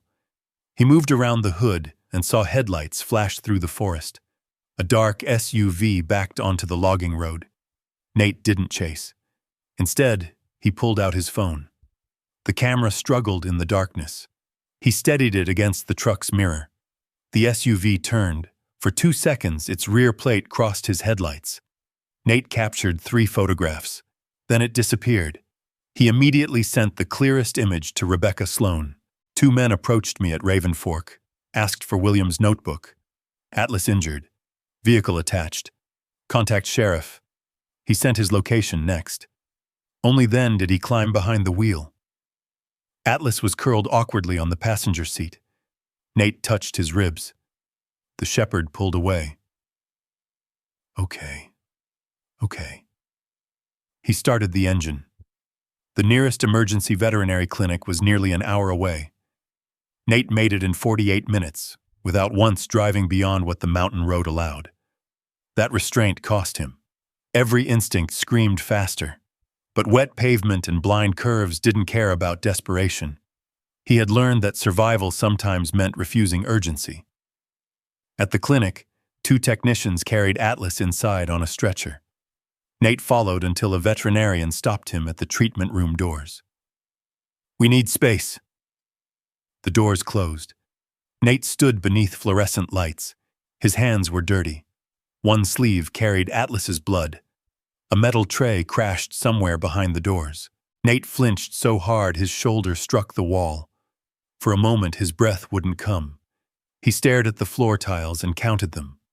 1, 2, 3, 4. A nurse walked past. 5, 6, 7. He kept counting until the hallway became a hallway again. The veterinarian returned 40 minutes later. He's stable. Nate's head lifted. Shoulder trauma and 1 cracked rib. The earlier paw injury has opened slightly, but there's no internal bleeding that we can see. He needs rest. Strict rest. Can I see him? A few minutes later, Nate entered the recovery room. Atlas lay on a padded blanket. One shoulder was wrapped. His front leg had fresh bandaging, and a shaved patch along his side exposed dark bruising beneath the fur. His eyes opened. His tail moved once, barely. That single movement hurt Nate more than the sight of the bandages. He sat on the floor. You should have stayed home. Atlas rested his muzzle against Nate's boot. Nate leaned forward and placed his hand gently behind the dog's ear. Marcus Bell's face returned for an instant. Then William's. Then Samuel's name on the old clipping. People Nate could not save. Words arriving decades too late. He looked at Atlas. This time, he had chosen differently. He had walked away from the fight. He had brought someone home. His phone vibrated. Rebecca, Nate answered. The sheriff has the plate, she said. It belongs to a contractor who has done work for Harlan Mountain Development. Nate said nothing. There's more, Rebecca continued. Do you still have William's notebook? His hand went immediately to his jacket. Yes. Don't take it back to the property alone. Nate looked through the glass at the dark mountains beyond the parking lot. I wasn't planning to. Nate, listen to me. If they knew about that notebook, then William found something they still care about. Nate opened it carefully. Under the hospital light, the repeated mailbox drawings looked different. 6 pages, 6 sets of measurements. He studied the numbers again. Then he noticed something he had missed beside one sketch. 3 words in William's handwriting. Not box depth. Post diameter. Nate stared at them. The mailbox itself had hidden Samuel's letter, but William had spent years measuring the post. Atlas opened one eye as Nate leaned closer to the notebook. A narrow line ran down the center of William's drawing. Not wood. Pipe. Nate's pulse slowed. He finally understood what his father had been trying to tell him. The mailbox had already given up one secret, but the post beneath it might be hiding another. Nate did not return to Cinder Ridge alone. 2 days later, Rebecca Sloan's SUV followed a county sheriff's vehicle up the abandoned logging road. Nate drove behind them, keeping his truck slow over the frozen ruts. Atlas lay across a padded platform Nate had built behind the front seats. The veterinarian had been clear. No running, no jumping, no rough ground. Atlas disagreed with every word of it. The moment the old mailbox appeared between the pines, the shepherd raised his head. You're staying in the truck. Atlas stared at him. That's not a negotiation. His tail struck the blanket once. Nate almost smiled. Almost. Deputy Aaron Pierce parked where the road widened. Rebecca stepped out carrying a document case and camera. Nobody spoke loudly. The mountain seemed to discourage it. Morning frost silvered the dead grass. Raven Fork could be heard below the ridge, hidden behind lodgepole pine. The mailbox leaned beneath the tree exactly as Nate had left it. Except Nate stopped 20 feet away. Rebecca noticed. What? Nate studied the ground. Don't walk forward yet. Pierce followed Nate's gaze. What are you seeing? Maybe nothing. Nate crouched. Recent weather had hardened the soil, but several pine needles beside the mailbox had been pressed into the mud beneath them. A partial boot impression remained near the tree. Atlas began whining inside the truck. Nate turned. The shepherd was standing now, nose pointed toward the open window. Pierce photographed the print. Could be ours from earlier. Could be. Nate didn't like could be. In Afghanistan, small inconsistencies had sometimes mattered more than obvious ones. A gate normally open that was suddenly closed. Trash removed from a road. People watching from windows that had been empty the day before. You didn't need to know what an anomaly meant before respecting it. Nate circled wide. No wires, no disturbed soil around the post. No fresh vehicle tracks beyond their own. Only then did he approach. Rebecca unfolded copies of William's notebook pages. "Your father measured this 6 times?" "At least. And never removed it?" "Apparently not." Nate put his hand around the wooden post. William's drawing showed an outside width larger than the solid timber should have required. Nate tapped it. The first strike sounded dull. The second did too. Lower down, the sound changed. Hollow. Rebecca heard it. Pierce did too. Nate stepped back. For 50 years, rain, snow, fire smoke, insects, and mountain winters had worked on the wood. The casing had split along one side and fused to the ground with roots. They photographed everything before touching it. Then Nate carefully removed the rotted outer boards. The last piece fell away. Rebecca whispered, "Well, I'll be damned." Inside the wooden casing stood a galvanized steel pipe. It was wider than any ordinary support needed to be. Nate wiped dirt from the top. A threaded metal cap appeared beneath layers of corrosion. His father had known, maybe not exactly what was inside, but he had known the post wasn't what it seemed. Pierce put on gloves. "Let me." Penetrating oil and a pipe wrench eventually broke the seal. The first movement produced a dry, metallic squeal. Nate's body locked. For a fraction of a second, the sound became something else. Metal against metal. A vehicle door in darkness. A flash of white light over desert concrete. Then Atlas barked once from the truck. Nate looked back. The shepherd stood behind the glass, watching him. Nate exhaled. "I'm good." Pierce slowly unscrewed the cap. Inside the pipe was darkness. Rebecca shone her flashlight down. "There's something in there." Pierce tipped the pipe carefully. Nothing moved. Nate examined William's measurements again. Longer than it looks. He found a narrow, hooked tool in his truck.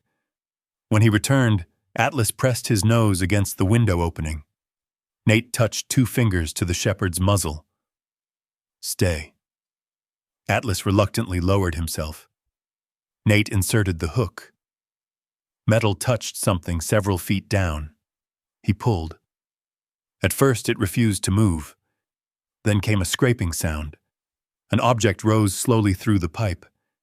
A sealed aluminum cylinder appeared. Nobody touched it for several seconds.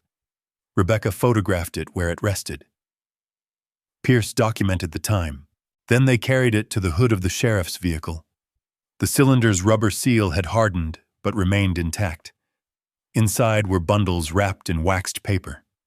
Old survey plats, field measurements, dated photographs, carbon copies of logging records. Samuel Cole's name appeared across page after page. Nate picked up one photograph by the edges. The same stone survey monument appeared in the negative he'd found at the forestry shack. Only this photograph was clear. A date had been written on the back. September 28th, 1976. Another photograph showed the monument after it had been moved. Samuel had measured both locations. Rebecca spread 2 plats beside each other. Her expression changed. "This is what we needed." Nate looked at her. "The boundary?" "More than that." Samuel recorded bearings, distances, monument numbers. If these authenticate against county records, this isn't somebody remembering where a line used to be. This is contemporaneous documentation. Pierce lifted one of the carbon copies. Black Ridge timber, equipment numbers, harvest totals, dates. The mountain had not merely been cut illegally. Someone had apparently changed where the legal boundary appeared to be. Samuel had documented it before he disappeared. Nate stared toward Raven Fork. For 50 years, his grandfather had been remembered as a man who abandoned his family. But Samuel had prepared evidence, hidden copies, written to the sheriff. and told his 17-year-old son to stay away. He hadn't been running from William. He had been trying to keep William out of whatever was closing around him. Rebecca continued sorting the papers. Then she stopped. Nate. Something remained at the bottom of the cylinder. Another envelope. It was different from everything else. The paper wasn't yellow. The edges weren't brittle. Nate saw the handwriting before Rebecca handed it to him. His chest tightened. One word was written across the front. Nathan. William's handwriting. Nate didn't move. Pierce quietly stepped away. Rebecca gathered the historical documents and carried them toward her case, giving Nate space. Atlas whined from the truck. Nate walked to him. He opened the rear door and sat on the running board. Atlas couldn't climb down, so he stretched forward and placed his muzzle against Nate's shoulder. Nate opened the envelope. The letter inside was dated 3 years earlier. Nathan. If you're reading this, you came back without me asking. Nate stopped. His eyes moved toward the mailbox, then back to the page. William wrote that he had discovered Samuel's survey cache after years of searching. He had followed old measurements, county records, and memories he'd spent most of his life trying to forget. He found the cylinder. He opened it. Then he put everything back. Nate read faster. William had noticed Wade Harlan asking questions soon afterward. A truck appeared outside his house twice. Someone contacted him about selling the Cinder Ridge property before he'd ever listed it. So William chose silence, again. But this time, he wrote, he wanted the silence to have an end. I spent most of my life thinking my father chose a mountain over me. By the time I learned the truth, I'd already become a man who didn't know how to speak to his own children. Nate's vision blurred. He wiped his eyes with the heel of his hand and continued. William admitted he could have sold the land. Instead, he kept it. He left Megan the house, savings, and everything that could help her immediately. The 68 acres went to Nate for another reason. You always noticed when things didn't line up. When you were 12, you found the fence behind the barn was 4 feet off because the shadows didn't match the posts. Later, the army taught you to trust that part of yourself. Maybe I should have trusted it sooner. Nate lowered the page. A memory returned. William repairing that old fence. Nate standing beside him as a boy. His father had said almost nothing that day, but he'd moved every post. Nate had forgotten. The letter continued. I didn't leave you worthless land. I left you a question, and I hoped someday you'd be willing to come home long enough to ask it. Nate closed his eyes. For years he had carried one version of his father.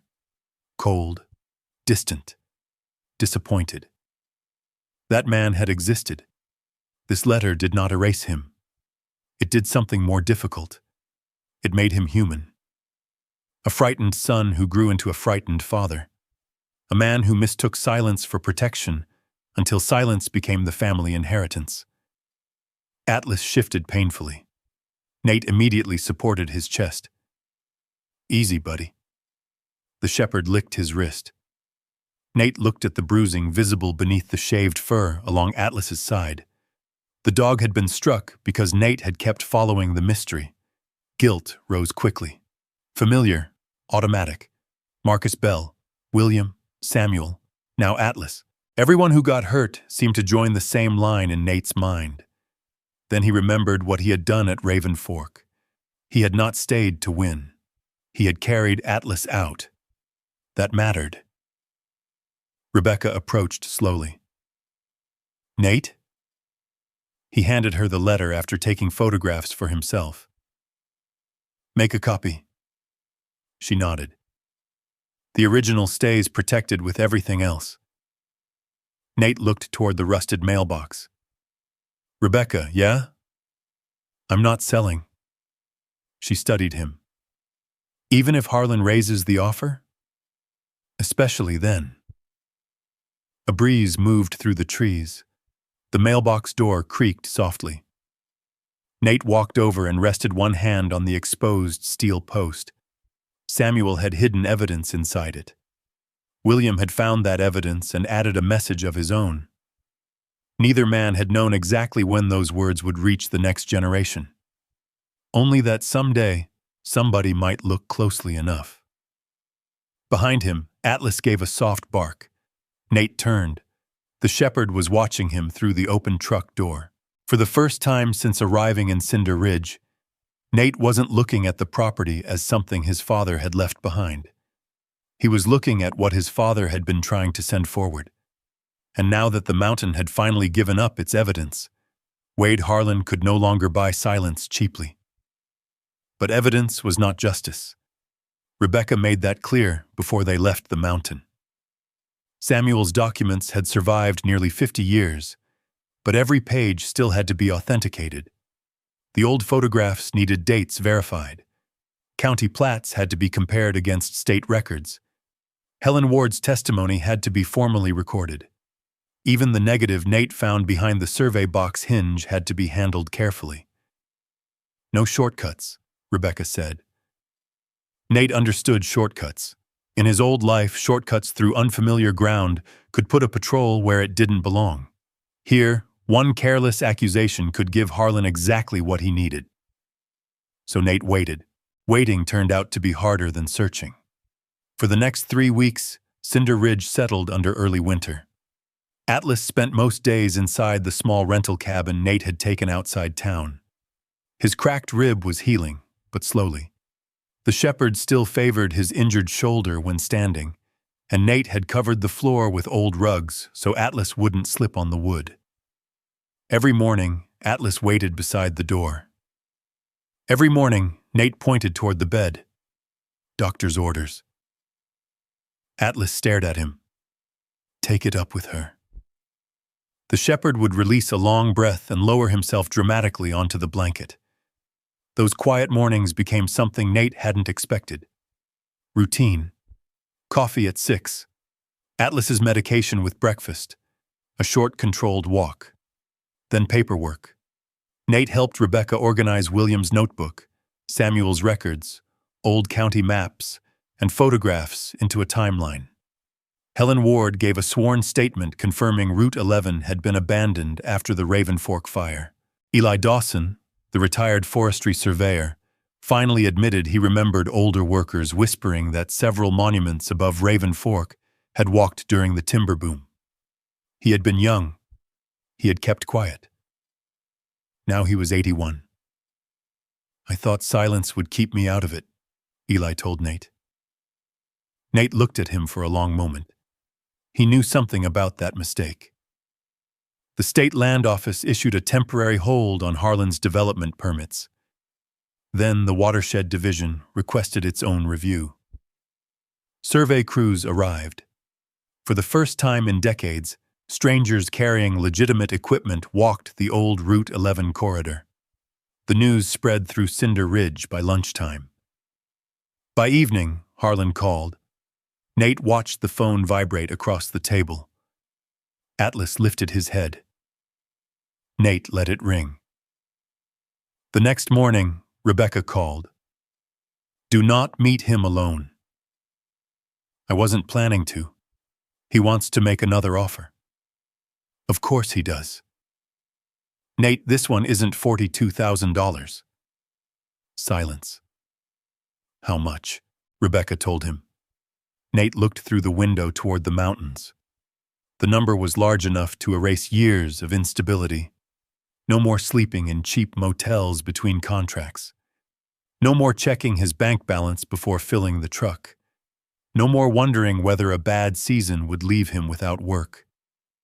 He could buy a house somewhere warm, pay off every debt, help Megan, give Atlas a fenced yard and a soft place to grow old. For one dangerous moment, the offer didn't sound like surrender. It sounded like relief. That afternoon, Wade Harlan arrived at Rebecca's office. He wore a wool coat instead of work clothes. No men with him, no visible anger, just a leather folder. Atlas remained beside Nate, still moving carefully. Harlan glanced at the bandage around the dog's front leg. Sorry about what happened to him. Nate's expression didn't change. Are you? Rebecca sat at the end of the conference table. Harlan, if you're here to discuss settlement terms, discuss them. Harlan placed the folder down. The offer was real. More money than Nate had ever possessed. Harlan folded his hands. Nobody has to lose here. Nate looked at the document. Harlan continued. You sell the 68 acres. I deal with the state. You walk away with enough money to start over. Start over where? Anywhere you want. Nate's fingers rested on the table. Atlas shifted beneath it. His shoulder brushed Nate's knee. Harlan leaned back. Your grandfather has been dead 50 years. Your father is gone. Whatever happened back then, you didn't cause it. Nate looked up, no. Then stop carrying it. The words found a weak place. For years, Nate had wanted someone to tell him that. About Afghanistan. About Marcus Bell. About every decision replayed at 3 a.m. Stop carrying it. For a moment, the room disappeared. He saw desert darkness, a damaged wall. Marcus on the ground. Nate's hands pressing down, someone shouting for extraction. Then Atlas moved beneath the table. Not much, just enough for Nate to feel warm fur against his boot. The office returned. Harlan watched him carefully. Nate realized something. Walking away and putting something down were not always the same thing. Sometimes walking away was freedom. Sometimes it was simply another form of silence. What happens to Raven Fork if I sell? Harlan's jaw tightened slightly. We follow whatever regulations apply. That's not what I asked. Rebecca said nothing. Harlan looked toward the window. Development happens, Cole. Roads happen. People need places to live. And moved survey markers? Allegations. Men coming through the trees for my father's notebook? Harlan's eyes sharpened. I had nothing to do with that. Nate remembered the plate, the contractor, the branch striking Atlas. Heat moved through his chest. His hands wanted to close. Once, anger had been useful, fast, simple. It narrowed the world to threat and response. Harlan must have seen something in Nate's face because he leaned back. Nate noticed, and that was enough. He loosened his hands. I spent a long time thinking every problem had to end with somebody winning and somebody losing. Harlan said nothing. Nate pushed the folder back across the table. I'm not selling. Harlan stared at him. You understand what you're refusing? Yes. You think those papers make you untouchable? Rebecca leaned forward. Careful. But Nate raised one hand. He didn't threaten Harlan, didn't stand, didn't raise his voice. He simply reached into his shirt pocket and placed his phone on the table. The recording timer was running. Harlan looked at it, then at Nate.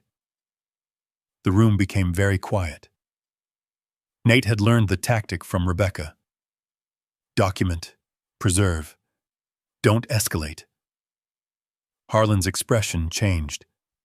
For the first time, Nate saw something beneath the polished confidence.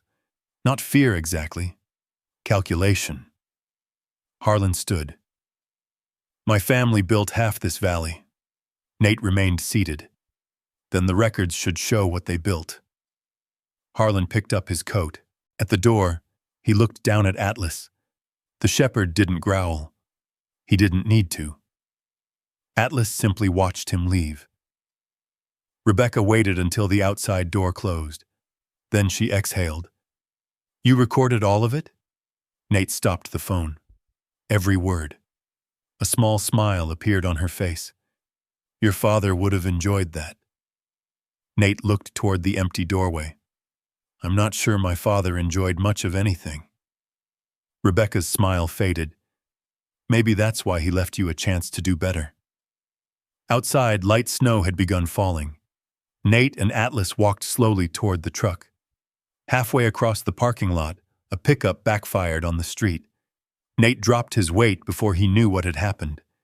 His eyes snapped toward the sound, left hand reaching instinctively for something that hadn't been on his belt in years. Atlas stopped. Nate's breathing came fast. The pickup continued down the street. No contact. No danger. Just an old engine. Atlas pressed against Nate's leg. Nate closed his eyes briefly. Yeah. His hand settled on the shepherd's neck. I'm here. Atlas looked up. Nate straightened. He didn't apologize to anyone watching. He didn't pretend it hadn't happened. He simply opened the truck door and helped Atlas climb inside. 2 days later, Rebecca called. The state had expanded the land investigation. Harlan's permits remained suspended. Historical survey teams had located one of Samuel's original reference points beneath decades of forest growth. Its measurements supported the old plats.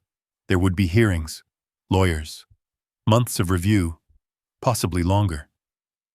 No miraculous arrest. No instant fortune. Just the slow machinery of records finally moving in the direction Samuel had tried to push them 50 years earlier. That evening, Nate drove to the edge of his property. He didn't go farther because Atlas wasn't ready. They sat together in the truck where they could see Cinder Ridge darkening against the winter sky. Nate took William's copied letter from the glove box. He didn't read it.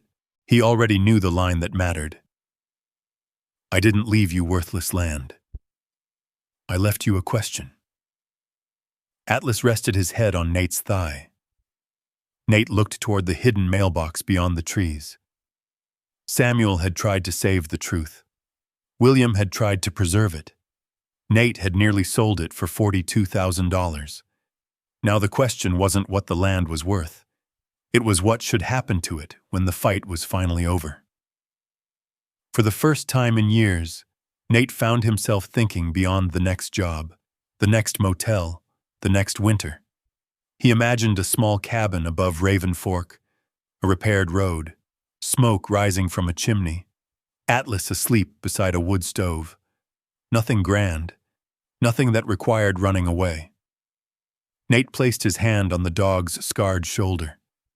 Maybe we stay. Atlas's tail struck the seat once. Outside, snow settled over Cinder Ridge, and for once, staying did not feel like being trapped. By early spring, the mountain had begun to change. Not quickly. Nothing important seemed to happen quickly there. Snow withdrew from the lower slopes first, exposing brown grass and fallen branches.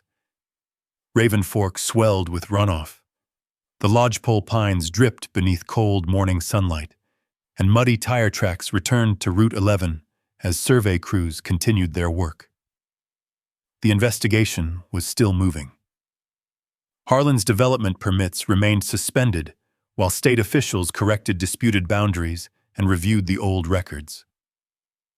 Several sections near Raven Fork were placed under temporary watershed protection.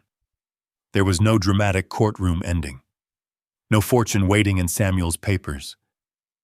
Instead, Rebecca helped negotiate a conservation agreement covering part of Nate's land. The compensation was enough to repair the access road, settle Nate's debts, and give him something he had not possessed in years. Room to breathe. He kept most of the 68 acres. By May, Nate was rebuilding the old hunting cabin. He did much of the work himself. New roof, reinforced foundation, wood stove, a small porch facing the ridge. Nothing fancy. Atlas supervised everything. His rib had healed, though he sometimes moved stiffly after lying too long. The injured shoulder left him with a slight hitch in his stride, and a thin scar showed beneath the sable fur of his front leg where the logging cable had cut him. But each morning, he still walked the property ahead of Nate. 20 yards forward. Stop. Listen. Look back. Wait. Then continue. Nate never trained that into him. It was simply Atlas. By summer, Nate accepted seasonal work maintaining emergency routes and mountain access trails. The work suited him. Machines made sense. Roads either held or they didn't. Drainage either worked or it failed. And every evening he returned to the same cabin.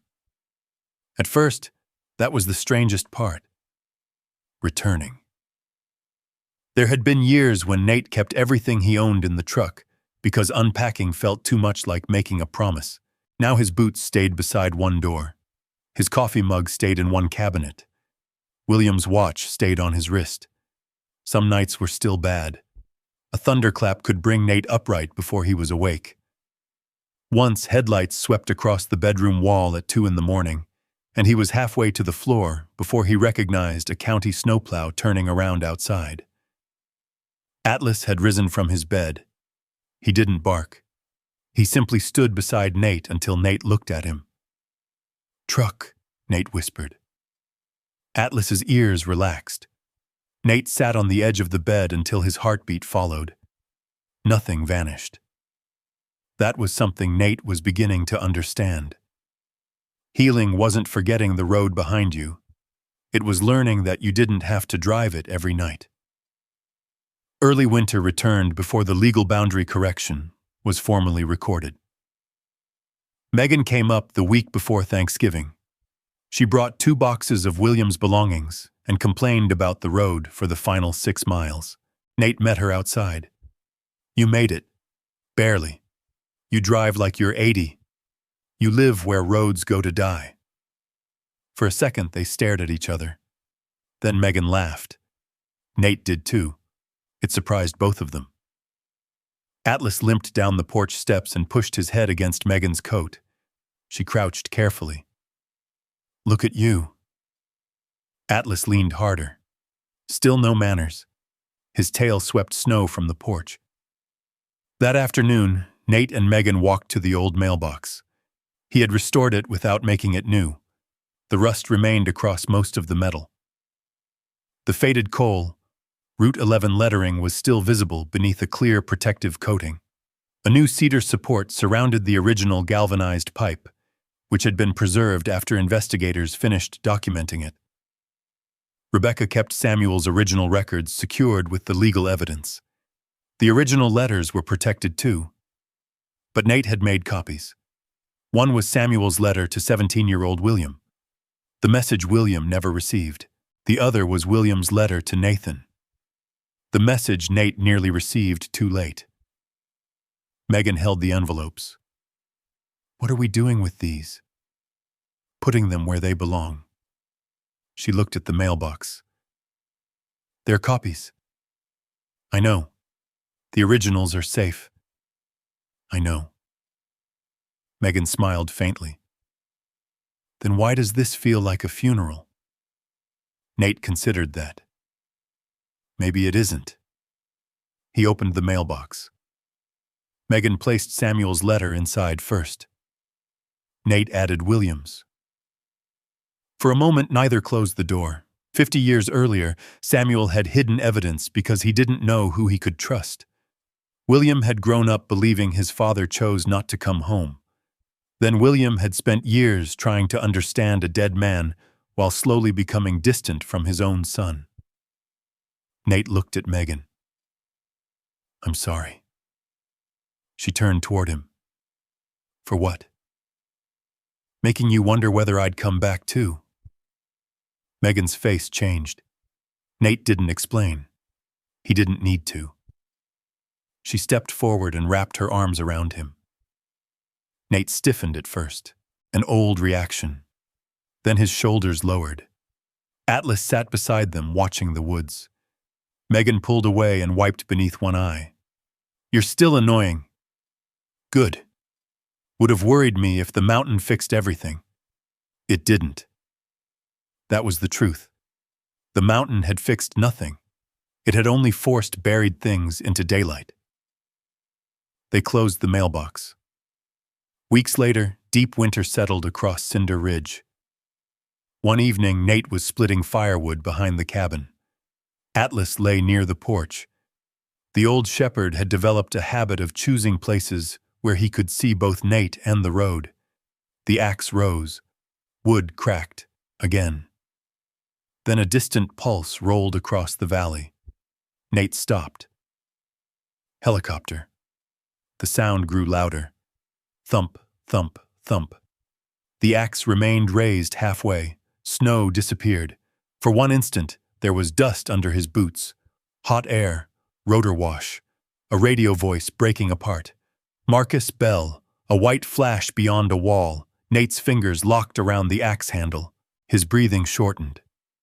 Thump, thump. Then something touched his leg.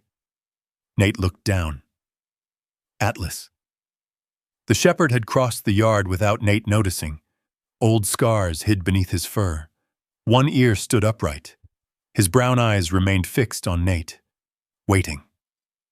Nate lowered the axe. He put one hand on Atlas's head. That's not ours. The helicopter crossed above the far ridge. Its lights blinked once through the falling snow. Nate watched until it disappeared. His breathing slowed. The valley returned. Wood smoke. Pine. Cold. Home. Near dusk, Nate and Atlas walked down Route 11. Snow had covered most of the road. Atlas moved ahead automatically. 10 yards. Stop. Listen. Look back. Nate followed. They reached the mailbox as the last daylight faded behind Cinder Ridge. Atlas walked around it once, sniffed the base, then sat. Nate smiled. Still checking? Atlas looked toward him. Nate opened the mailbox. Samuel's letter was there. William's letter beside it. Nothing else. No hidden envelope. No survey map. No new mystery waiting beneath the rust. Just an empty space around two messages that had taken half a century to find their way through one family. Nate stood quietly. Once emptiness had bothered him. An empty house. An unanswered phone. An empty chair at Christmas. Silence after someone was gone. But this emptiness felt different. Nothing was waiting to ambush him from the past. Nothing else needed to be uncovered tonight. Nate closed the mailbox gently. Come on, Atlas. The shepherd rose. They started toward the cabin. Warm yellow light shone through the windows above the trees. Halfway there, Atlas stopped and looked back.